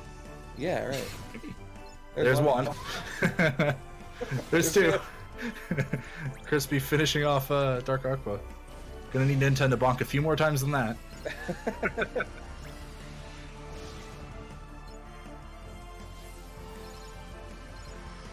I'm like so intently watching Ninten now. Wait to see more boxes. There's 3. Alright, there's some time for Crispy to catch up there. I think you said 3 is pretty much your standard, right? Like how many times in there? It's tough. It's genuinely very tough to not block in that one. You're going so fast and the corridors are so narrow. Yeah, so this Gummi boss, Ninten's going to be aiming for all the weak points he can to deal the most damage. Boosting at the right times to speed up this phase a little bit.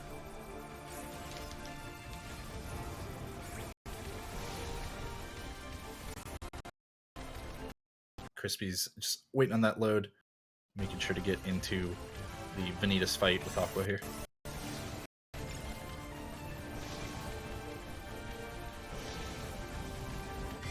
It's almost done. There we go. Very nice, very nice. Did Ninten do that same movement that Crispy just did? That was neat. Yes, he did. Yeah, that's Okay. a little cool double flight up. Normally you would have to like run all the way around and run up some stairs. Yeah, good opening with the fire combo into the shot lock. You can see Aqua shot lock is different here. Again, different keyblade, different shot lock effect. Hers is a little bit more involved than most of them. Yeah, hers is a true BBS shot lock where you have to actually time your presses.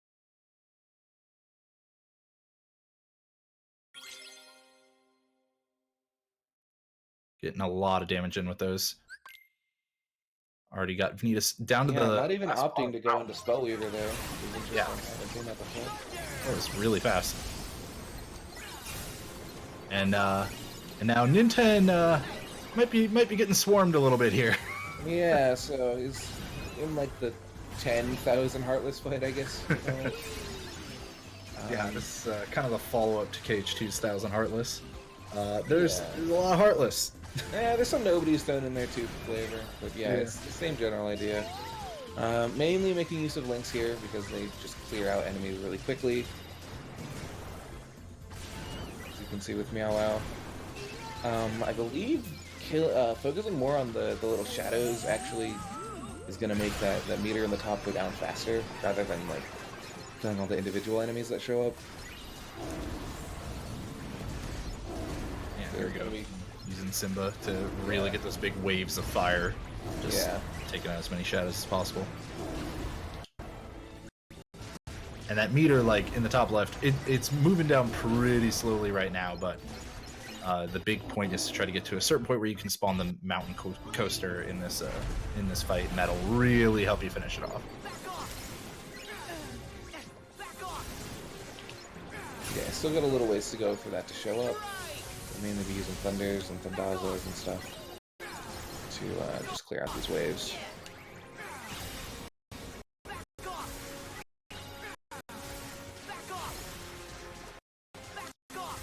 Should hopefully be using that mountain coaster soon. Any day now it'll pop up, I swear. There it is. There we go. Yeah. So this is the other place where you use mountain coaster. All the way Rock Titan at the very beginning, and now all the way to the end of the game. And you can see that meter just goes down way faster with the fireworks. Yeah. And then like even straight into the finisher and everything. Yeah, he has to wait. If you use the finisher too early, it won't kill everything, and you'll have to do it again. But by just making sure that the meter is low enough, then now this finisher will clean out everything else. Crispy trying his hardest not to bonk in this Gummi mission. Like it looks like he's legitimately holding up on the boost a little bit. Yeah, Occasionally. that's sort of the general idea. So far, no bunks that I've seen. I might have missed one, but I don't think I did. Oh, Oh, well, there you it jinxed is. him. There you go. Caster curse.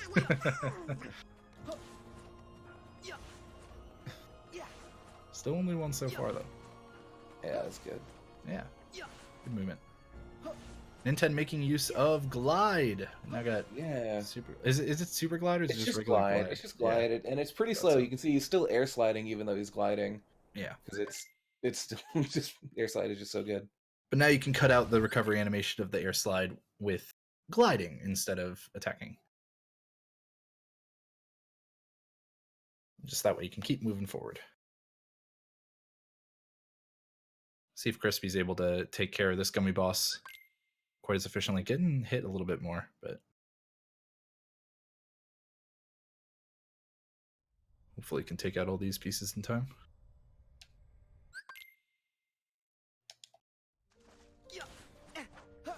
Meanwhile, ninten has died. Rip. Like that's just yep. You die You die, in the game. and now you go pick up yourself a bunch. That's what happens when you die. Yeah, like we're not can't even pretend like we're trolling here. You actually just die and then pick yourself up a few times there, and now 111 times. That's yeah.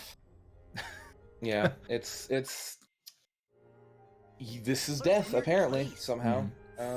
But you know, we're gonna come back from it by There's no time to waste.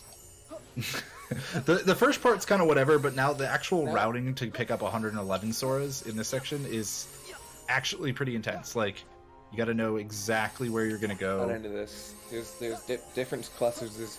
There's so many here that actually finding the quickest route through it it's been pretty impressive how quickly we've gotten this. There have been different ways of going through it. Some people that actually change the orientation of the entire area, like you just saw. There. Yeah, I just saw ninten do. Go on these rails, and then we're gonna go back up a little bit. Meanwhile, Crispy's into his 10k Heartless. Starting off with Meow Wow. Almost there. Once again, with how many enemies there are, it's just better to actually go ahead and use more than just the finisher. I really wish we could summon Meow Wow here and just use the finisher and have him pick up everything. That would be great. So this round's almost there. Yeah, he's almost got him. I'd be picking up the final few here. Is he gonna be one short? He's gonna one short. He's one short, but yeah, boom. There you go. Jump into another one. There's so many here. You actually can get bonuses for getting like 222 or 333 Soras. You'll get, if you get 333, you'll get like extra HP. Kind of interesting. But obviously in the speedrun, we don't really need that.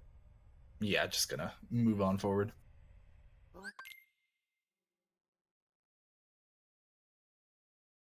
Crispy using a few Thundagas looking for that mountain coaster.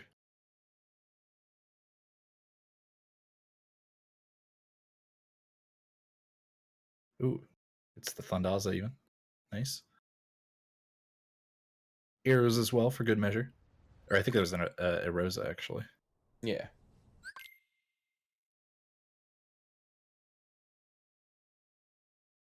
And there we go. So he should be able to finish this off based on where the meter is and everything. Just, man, like the fireworks just do so much more. Yeah, it's nuts. It's nuts.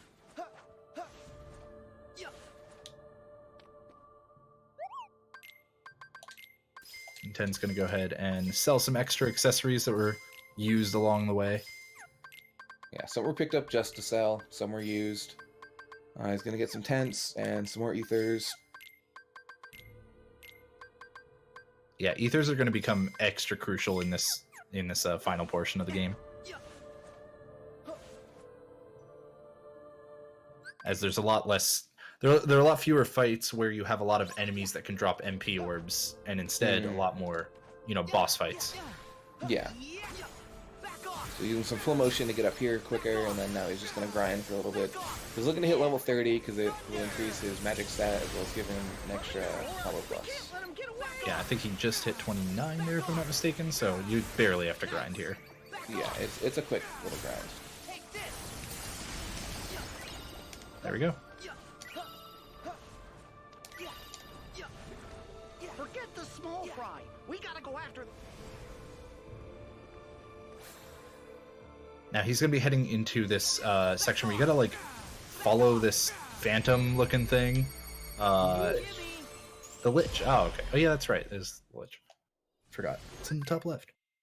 You gotta follow him through different portals. That is kind of like reminiscent of KH1's like Sleeping Worlds or Linked Worlds. That's the one. World terminus. Yeah. So you just fall into each of these. You can like skip individual ones, but you always have to land in one. So like it's faster to just take the highest up portal every time. Yeah. So the Lich has like an annoying ability to like dodge out of your attacks if you're not careful. You have to actually be very precise when you do these thunders.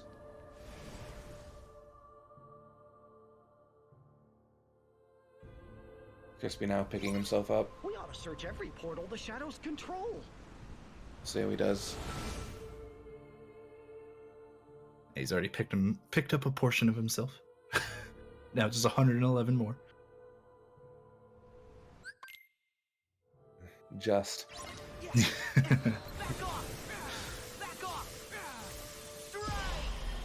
Skydiving, then the ring. The most interesting part of the routing for this to me is always the like small groups of 2 or 3 that you run into that happen to just be like faster along the way while trying to get to one of the larger groups of Soros. I just think it's interesting.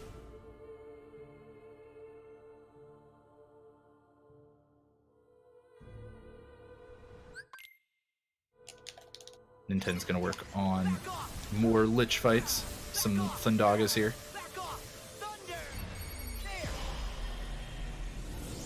It's crazy like how fast you can take him out in all of these. Yeah. There's one portal though that is a little bit trickier, right? Yeah, the Let's try another portal. Corona Aim for the ones portal wrapped is in actually one of the shadow. hardest ones. If you're not careful, he likes the Lich will just sort of fly away basically forever from you. And he's really hard to track down. Hopefully that can be avoided though. Crispy just 20 left here. So Ninten's working through Toy Box. Actually, now using the, I believe, Nano Gear, right? Yes, the Is that Nano name of Gear. Yeah, Nano Gear Keyblade for its powerful shot lock. Yeah, it comes out really quick, which is useful on an enemy like the Lich. We ought to search every portal the shadows Crispy's control. finished with his collection of himself. Yeah, that looks pretty solid. Now he'll be making his pursuit through the portals, just like Ninten. And yeah, so here's the corner one where if you if you just like let him get away, he'll kind of just dance around forever. But Thundaga's pretty good at not letting that happen. Yeah, it still has to be timed really well. I've gone into that and thrown out a thunder and then just gotten owned for it. So, it's not quite as easy as that, unfortunately. Now heading into, I believe, the last portal here. Mm-hmm.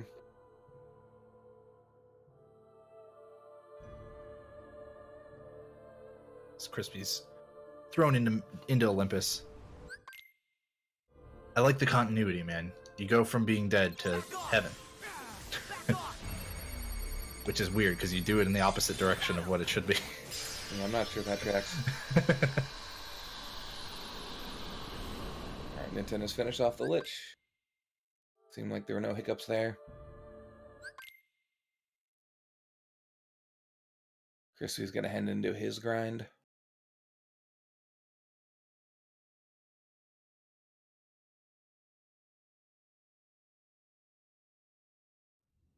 Neat little jumping onto the pillar. And then flow motion and double flight his way up. I love the movement in this game, man. There's so many neat little skips. But yeah, once again, you can see Ninten on the race doing a lot of air sliding into glide, into air slide, into glide, not losing a ton of height, and also not having to swing where you're not really getting a lot of forward momentum in between the air slides.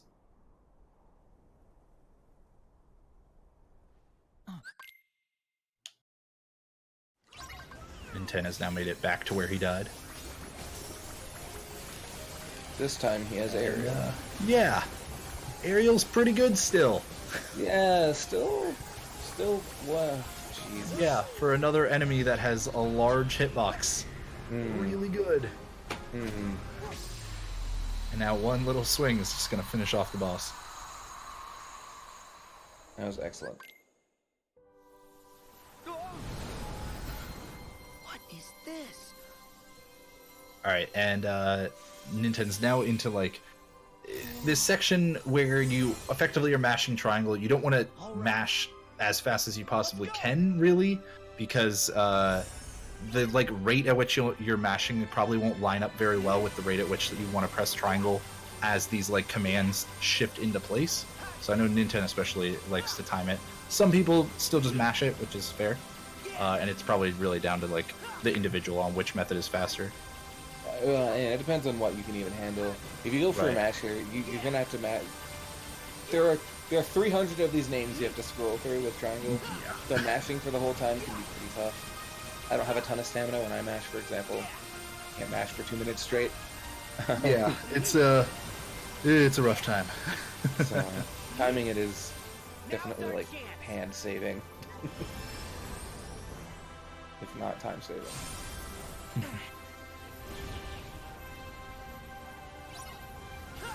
Crispy's about, I think, halfway through these portals now. At this point, more or less. More or less. So at this point, yeah, Nintendo's built up that lead. Gonna take a like a few big mistakes at this point, but some of the harder fights or fights where it's easier to lose time are coming up to a degree. Especially the final boss. There's a very easy mistake to make in that in the final boss fight.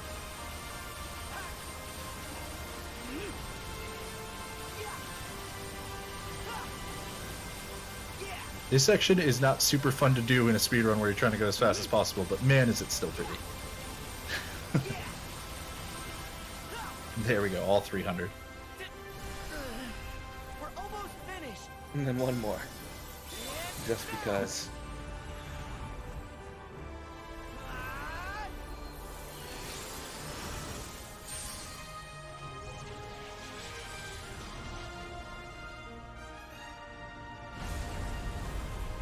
Crispy working on finishing off the Lich.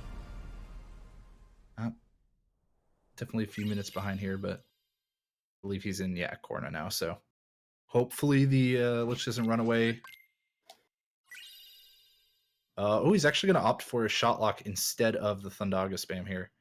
Yeah, And it yep, worked out was just able to fine. finish him off.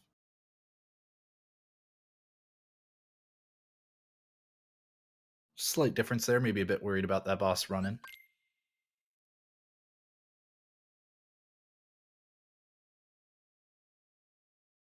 Now he's able to go to his final portal.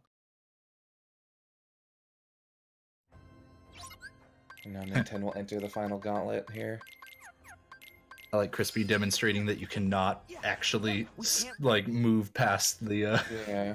The others portal. need our help. I guess It I need will, to get it will going push you. before it closes. Nice job from Ninten being able to get over those walls before they all pushed up.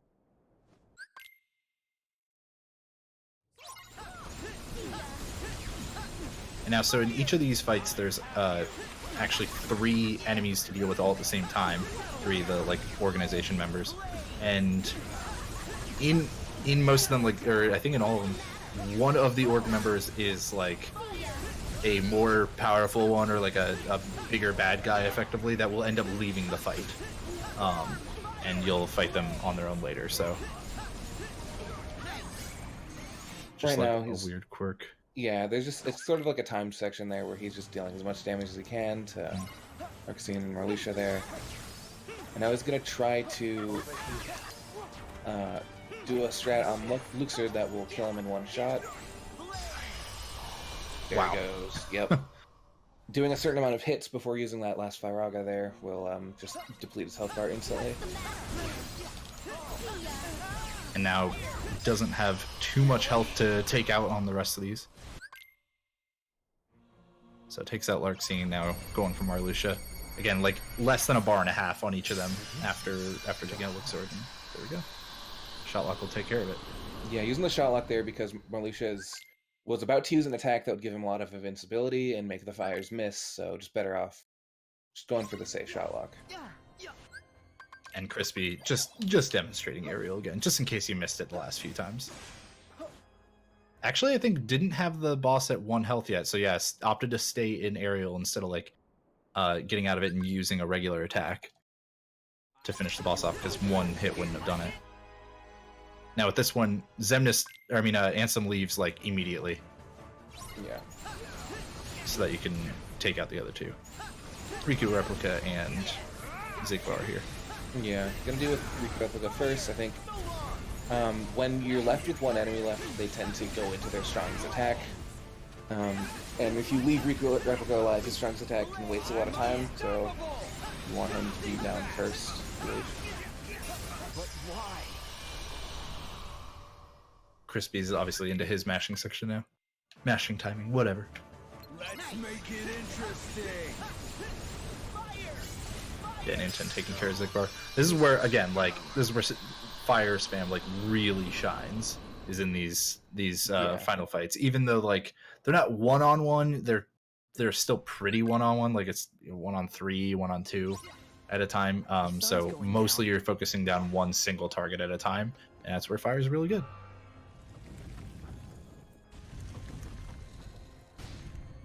So these panels in the floor are switches for the doors.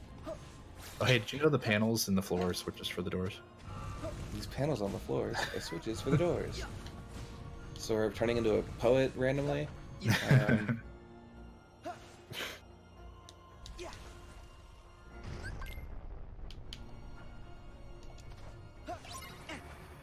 Yeah, so now that he's gotten through that section, he's kind of going to go into the last couple fights here of the org members.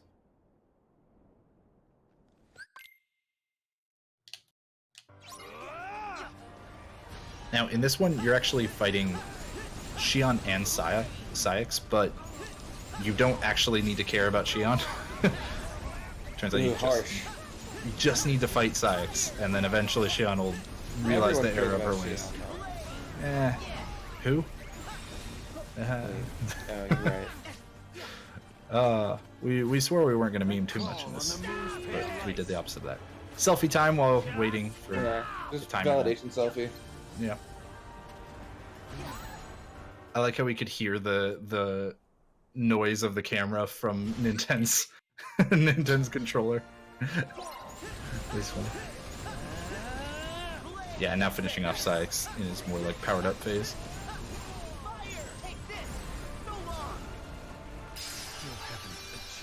There we go.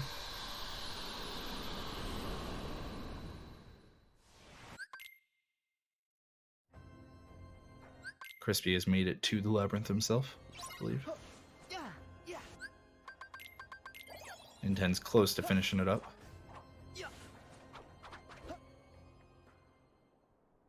Just one more fight here before then fighting like the 3 Xehanorts, basically. This one's not too dissimilar from the others. Seeing at this point, using the fire to work down 1 enemy at a time. Yeah, he's not going to try to finish off Venus just yet.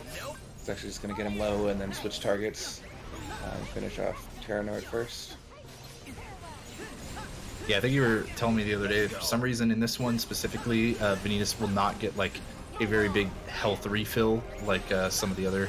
Yeah, some of the other ones will get like an extra bar back, but you just won't. So you can prep them down and then finish them off after taking out. Yeah, just like that.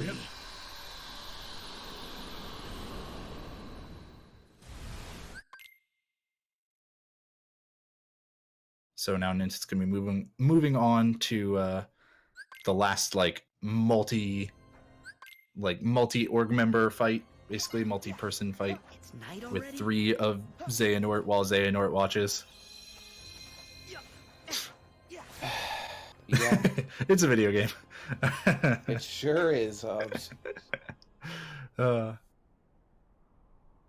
Crispy though, he's in his first one, so takes out Luxord, takes out actually Marluxia before Larxene, and now it's gonna finish out Larxene with the shot lock. Same idea there. Putting her short and shot lock to catch her before she goes invincible. Mm-hmm. Now the fight Ninten's in is a little bit more difficult and has a little bit more kind of decision making to do with the order in which you kill the bosses. Is that right? Yes. He's gonna again like weaken them all before killing any one of them, but the order that you kill them in does matter quite a bit. I want to say killing Xemnas first is more optimal because during these phases where the Keyblades are being thrown at you, you can hit him more often, or you can't hit Xemnas more often. I mean, so you want to get him down first, so that you don't have to deal with those phases with him.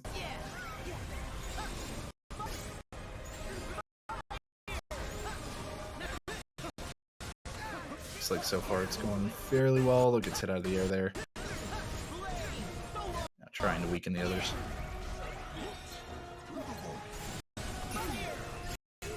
Crispy's doing his best to catch up here. Working through his second round of org members. Down to Zigbar on this one.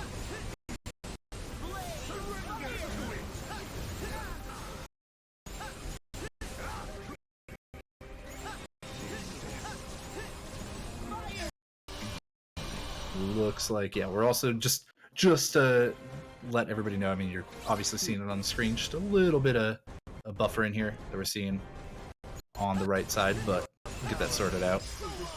Internet troubles and all. Not something to worry about too much here. So these panels in the floor are switches for the doors. For now, we'll let you listen to Crispy's side as he's, pressing switches. It does look like ninten did take down Xemnas first, though, and then work down on the other two. Yeah, so he'll be moving on pretty quickly here. Not too much left to go at this point. Yeah, we're down to the last few fights. Yeah, definitely looking like these runners will both come pretty far under estimate, which is nice. The moon shines down. All right, Crispy working on Syx here.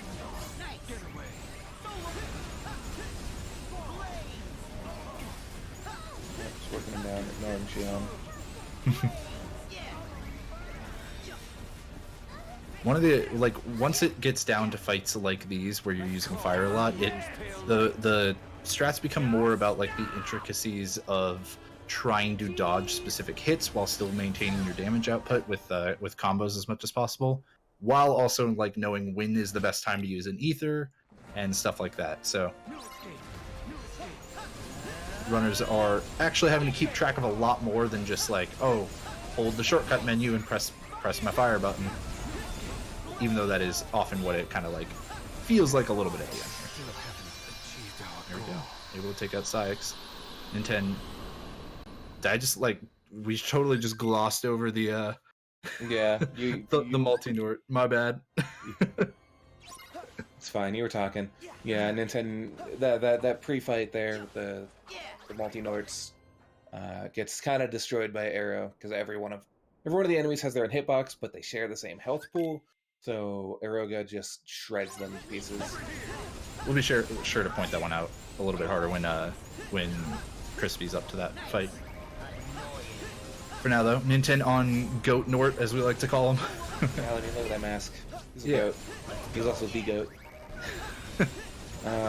Multiple phases to this fight. Yeah, this one is an underwater phase, which, yeah, it's an underwater phase. It's cool. He does, so the Goat Nort does have different like attacks that he uses where he can't be affected for a bit, he can't be damaged. So trying to deal enough damage to skip those is really important, which I think Ninten did there, but I couldn't quite tell. The rest of me. Crispy was getting a little bit trolled by Vanitas there at the end of that fight. Was able to finish him off with a fire that just kept chasing him for a while, and finally a Thundaga as well.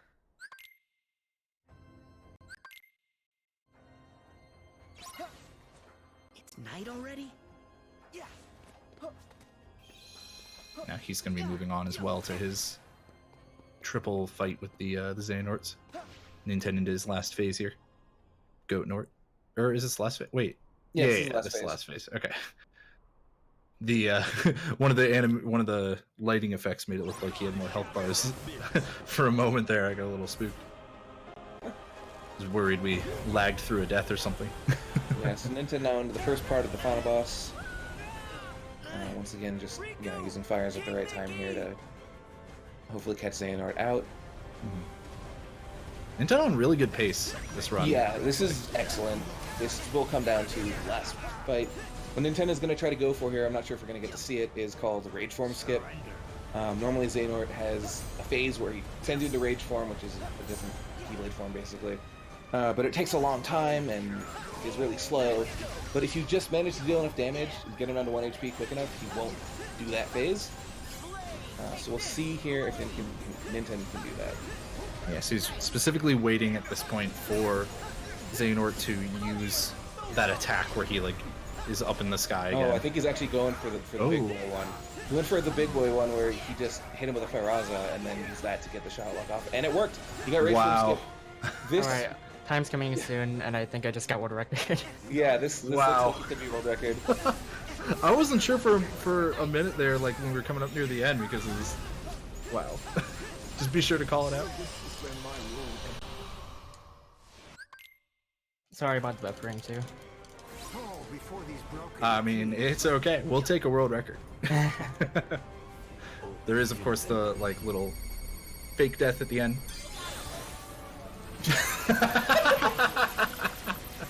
I agree. That was great. How the wielders weep for you. Yeah. Feel the emptiness.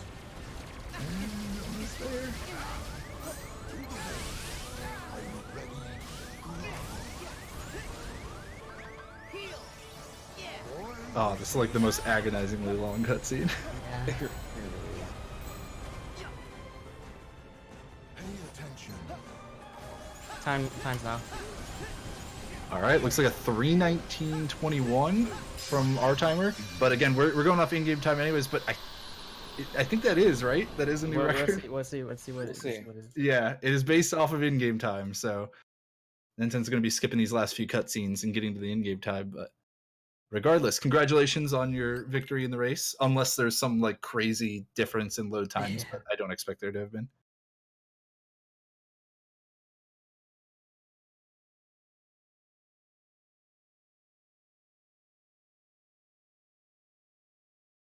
I'm just waiting with bated breath at this point for the final in-game time. Xehanort has to be somewhere in town. I believe the time to beat is 2:53:16, right? Yes, that's right. Come on. 250, 241. Wow. Congratulations. That's Wow. amazing. Holy crap. Congrats, man. Wow. 252. That's insane. Yeah. That's That amazing. is nuts. And we were getting up near the end. It's We it's missed hard the to Gummi tell. fight again. Oh man. Oh man, we did. Dang. Wish we had an instant replay there. We were too excited by the world record, man. Oh no, it's fine. It's fine. Congrats, Ninten. Thanks, guys. That is nuts. It's one of those things too where because of the in-game time RTA difference, it's hard to tell coming up near the end. We were getting to those last couple fights and it was feeling like maybe it was good pace, but it's always so hard to tell, especially with the ability to miss something like Rage Form skip potentially right at the end, right?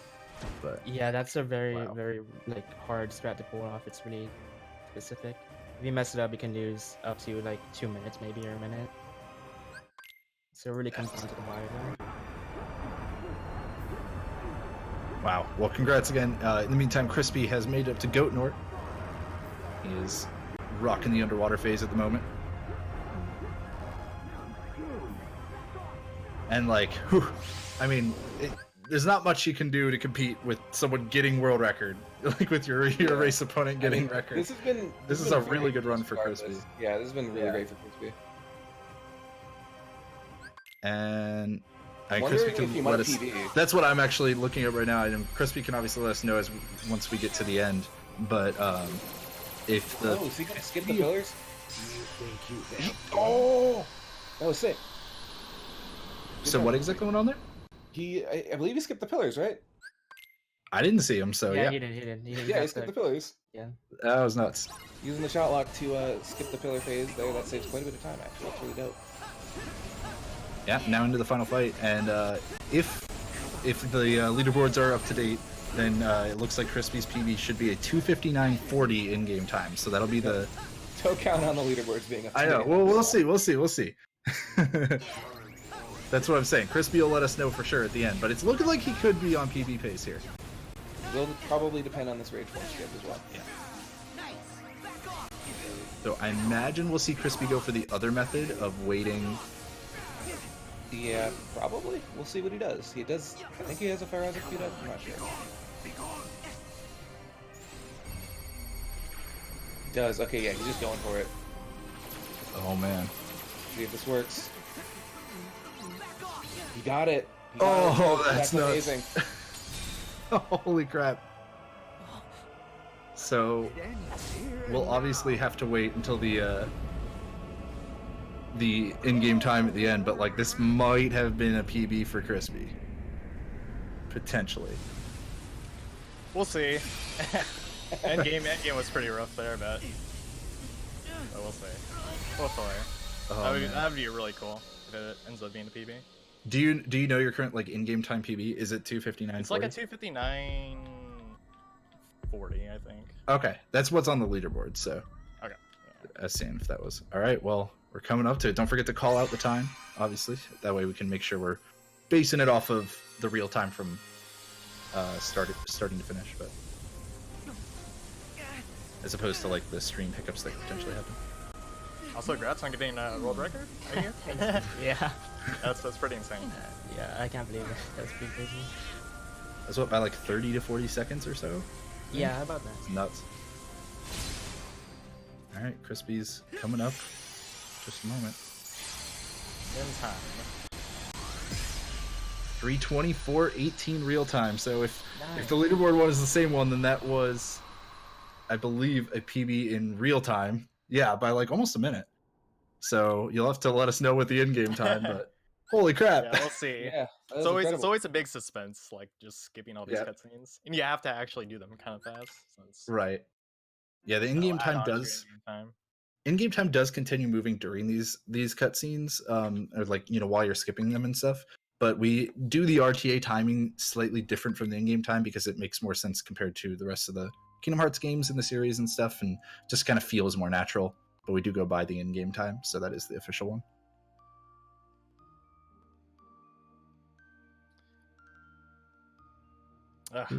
This section needs to go faster. I know the screen takes so This is long. So This long. is so. Oh, the suspense. Yo, I got a PB. Nice. Hey! Hey, nice, Holy Crispy. crap. That was Congrats. over a minute PB for me actually. What was the Wow. final time? It's a little hard for- 2:58:22. Wow. Congratulations. Previous Both PB was runners. 2:59:40. So I got PB. Nice. Nice. Holy That's crap, on so- PB, Crispy. Thanks. We got like a PB by a minute and a half. That's like a lot. Yeah. And then a record by like 35 seconds, 40 seconds, something like that. That is nuts. What a race. Yeah, that was awesome. I mean, like, it's it's always one of those things too where when you know you're coming in, like we talked about at the very beginning, where it's like, Crispy, you knew you were the underdog a little bit in this race, but like to put up literally the best showing you can by like getting a new personal best, there's not a whole lot more you can do. The opponent then decides, I'm just gonna get a record, a new world record. That's nuts. I'm totally excited to watch you guys keep pushing this game. Yeah, of course. That is nuts. Wow. What an ending, man. Yeah, that was amazing. Thank you guys so much for doing this. For Thank hopping you so on. much for and- inviting me. No, thanks for the opportunity, and also thanks for like the commentary and everything.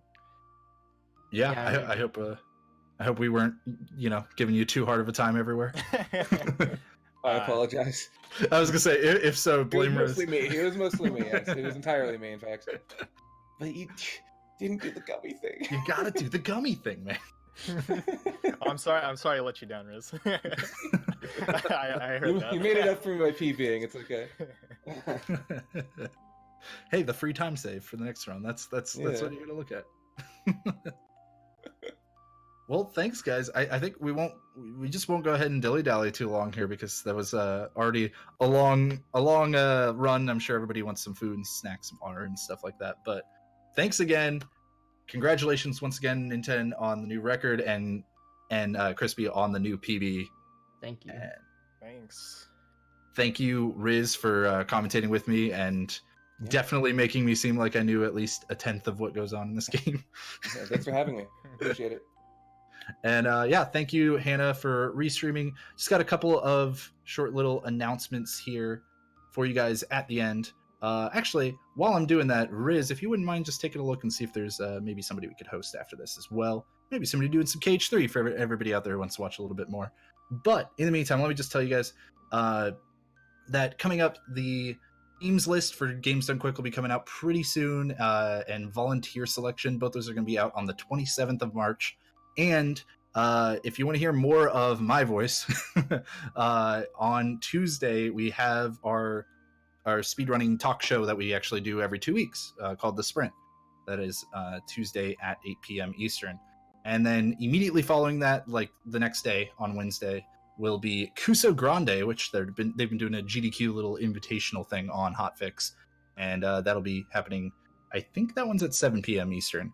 But yeah, that's pretty much it. Registration for SGDQ Wave 1 is going to open on the 28th at 6 p.m. Pacific. Be sure to check out gamesdonequick.com for more details on that.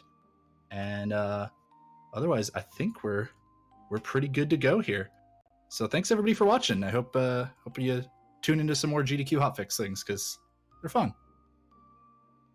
See y'all next time.